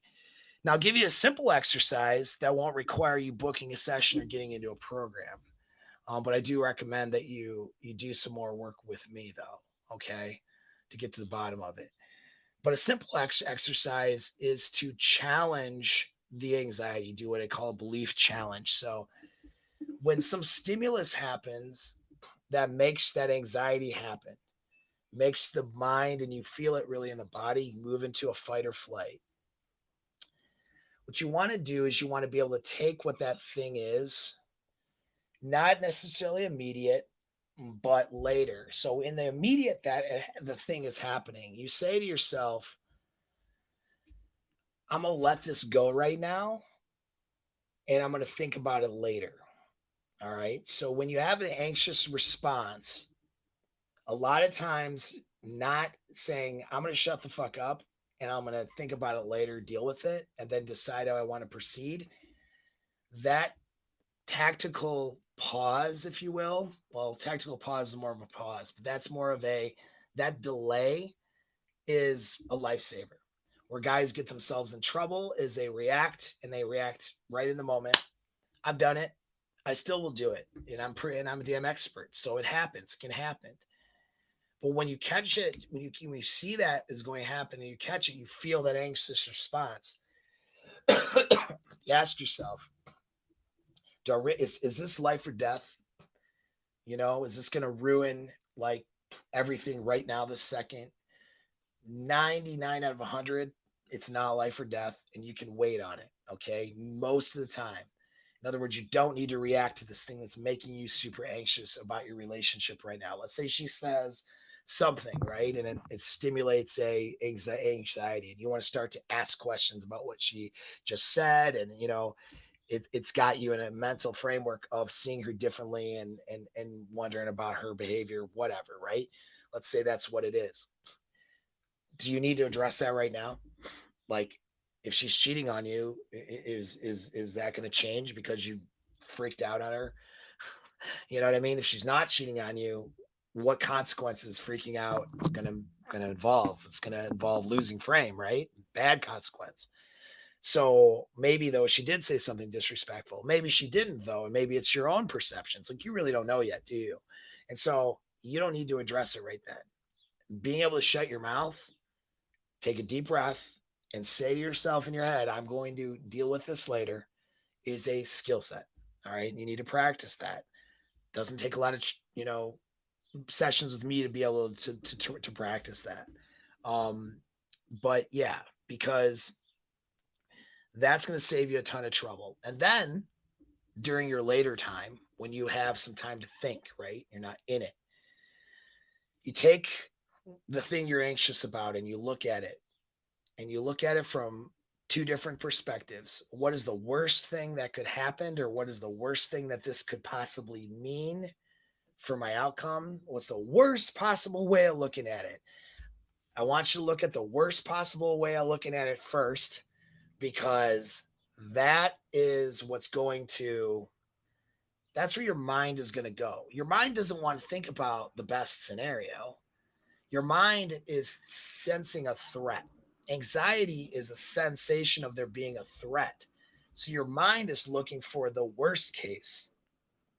If you start going, well, she probably didn't mean it, and let me think all the best things, your anxiety part of your brain is going to override that. It's going to tell you, no, dude, red flags, bro. Like, don't ignore this.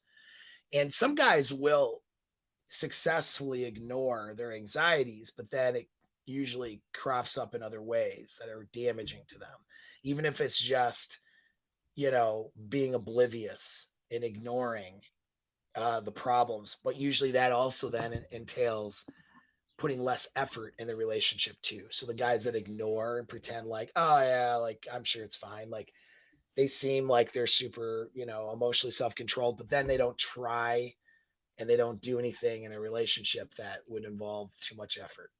And that's when the relationship gets dull, right, for her and for him, and he's not really doing anything, he stops. A lot of times that those situations where the guy stopped initiating sex and the girl is like, I wish my partner would have sex with me more. So we talk a lot about girls, not wanting to keep up with the guy, but there's a lot of times where the guy doesn't keep up with a girl.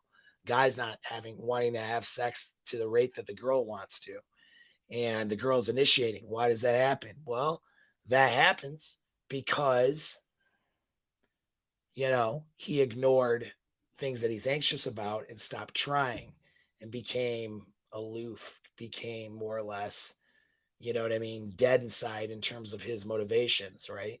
Because if depressive, we'll say, that's why. And so it's not good to ignore these things, but it is good to address them. So what you want to do is you want to think of the worst possible scenario. And you want to write down, what's the worst way of looking at this thing I'm anxious about?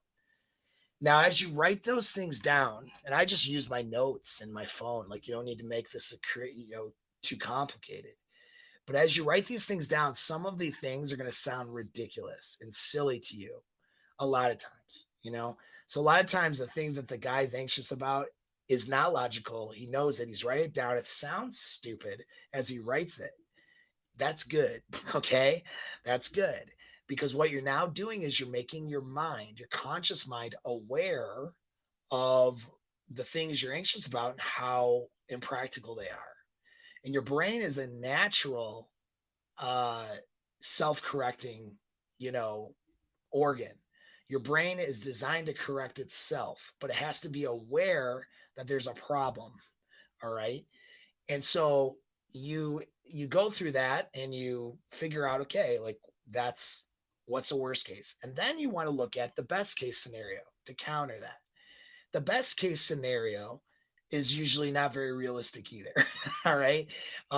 Sometimes, the best case scenario is correct, just like sometimes the worst case scenario is correct, but usually it's like a little bit elevated. Usually it's not like this perfect scenario. Usually there's something off about her behavior, what she did, but it doesn't mean like this catastrophic, destructive situation either. So, but you think of the best case scenario, and the best case scenario will feel a little too comfortable, and you'll see how that maybe isn't the truth a lot of the times. And now what you have is a range. You have a range of possibilities between worst and best case. Anxiety and fear happens in the dark. Anxiety and fear happens because you don't know what the potential outcomes are. You don't know what the threat actually is. You just know that there is one. You think something bad is going to happen, but it hasn't happened yet. So you really don't know how bad it could possibly get or be. It's the unknown. And then what happens is your mind accelerates the negative and bad potential consequences in your mind. It magnifies the feeling of potential bad consequences. That's what anxiety does, so that you avoid bad consequences. That's the reason anxiety and fear exists. It's to keep you safe, and it magnifies the potential consequences so that you will fear them and then don't put yourself in this situation to have those consequences. But of course, we know that that's not always productive. It's often unproductive, right?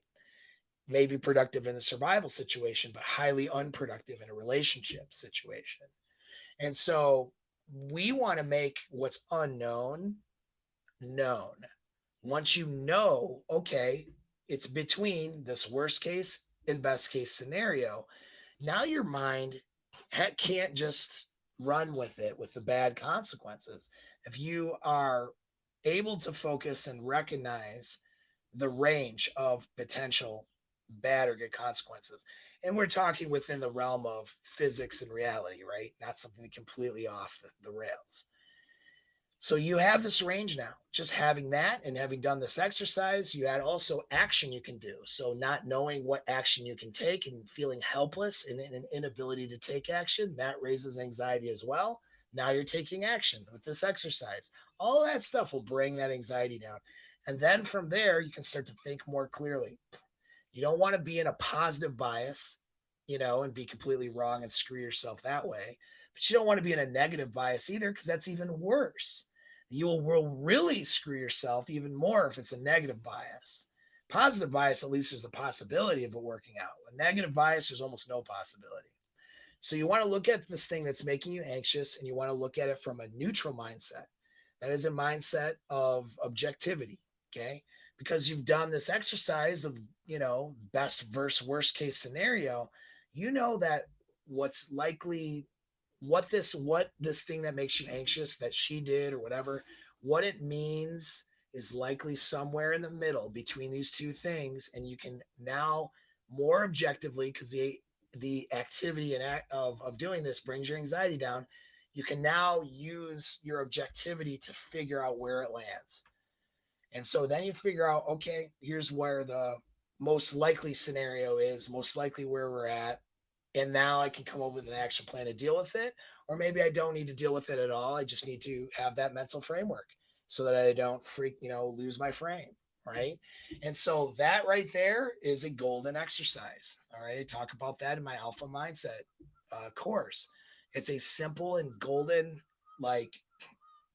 it's a golden exercise that will save your ass if you use it. It's worth its weight in a lot of things for free on my channel, because you made it this far in a long stream. I'm giving that information to you. Now there's a lot of other things to do though, but I can't get in. That's something where we need an assessment, and that's something where we need to get deeper into your situation. But that's an immediate thing you can implement today. So hopefully that was good for you. So. Yes, sir. That was great. All right, guys. Well, thank you. That will conclude today's live stream with Paul, Apex Mindset, with Paul from Inner Game. We're doing his Inner Game course on Tuesdays. So stay tuned to next Tuesday, 9 p.m. Pacific Standard Time, noon Eastern Standard Time, and catch the next live episode. If your questions weren't answered today, you'll get them answered to next week. Send in your super chats to guarantee that your questions will be asked. Those are the ones that we're asking first, and then we will move along as we go. So until next time, you guys, peace. Take care, guys.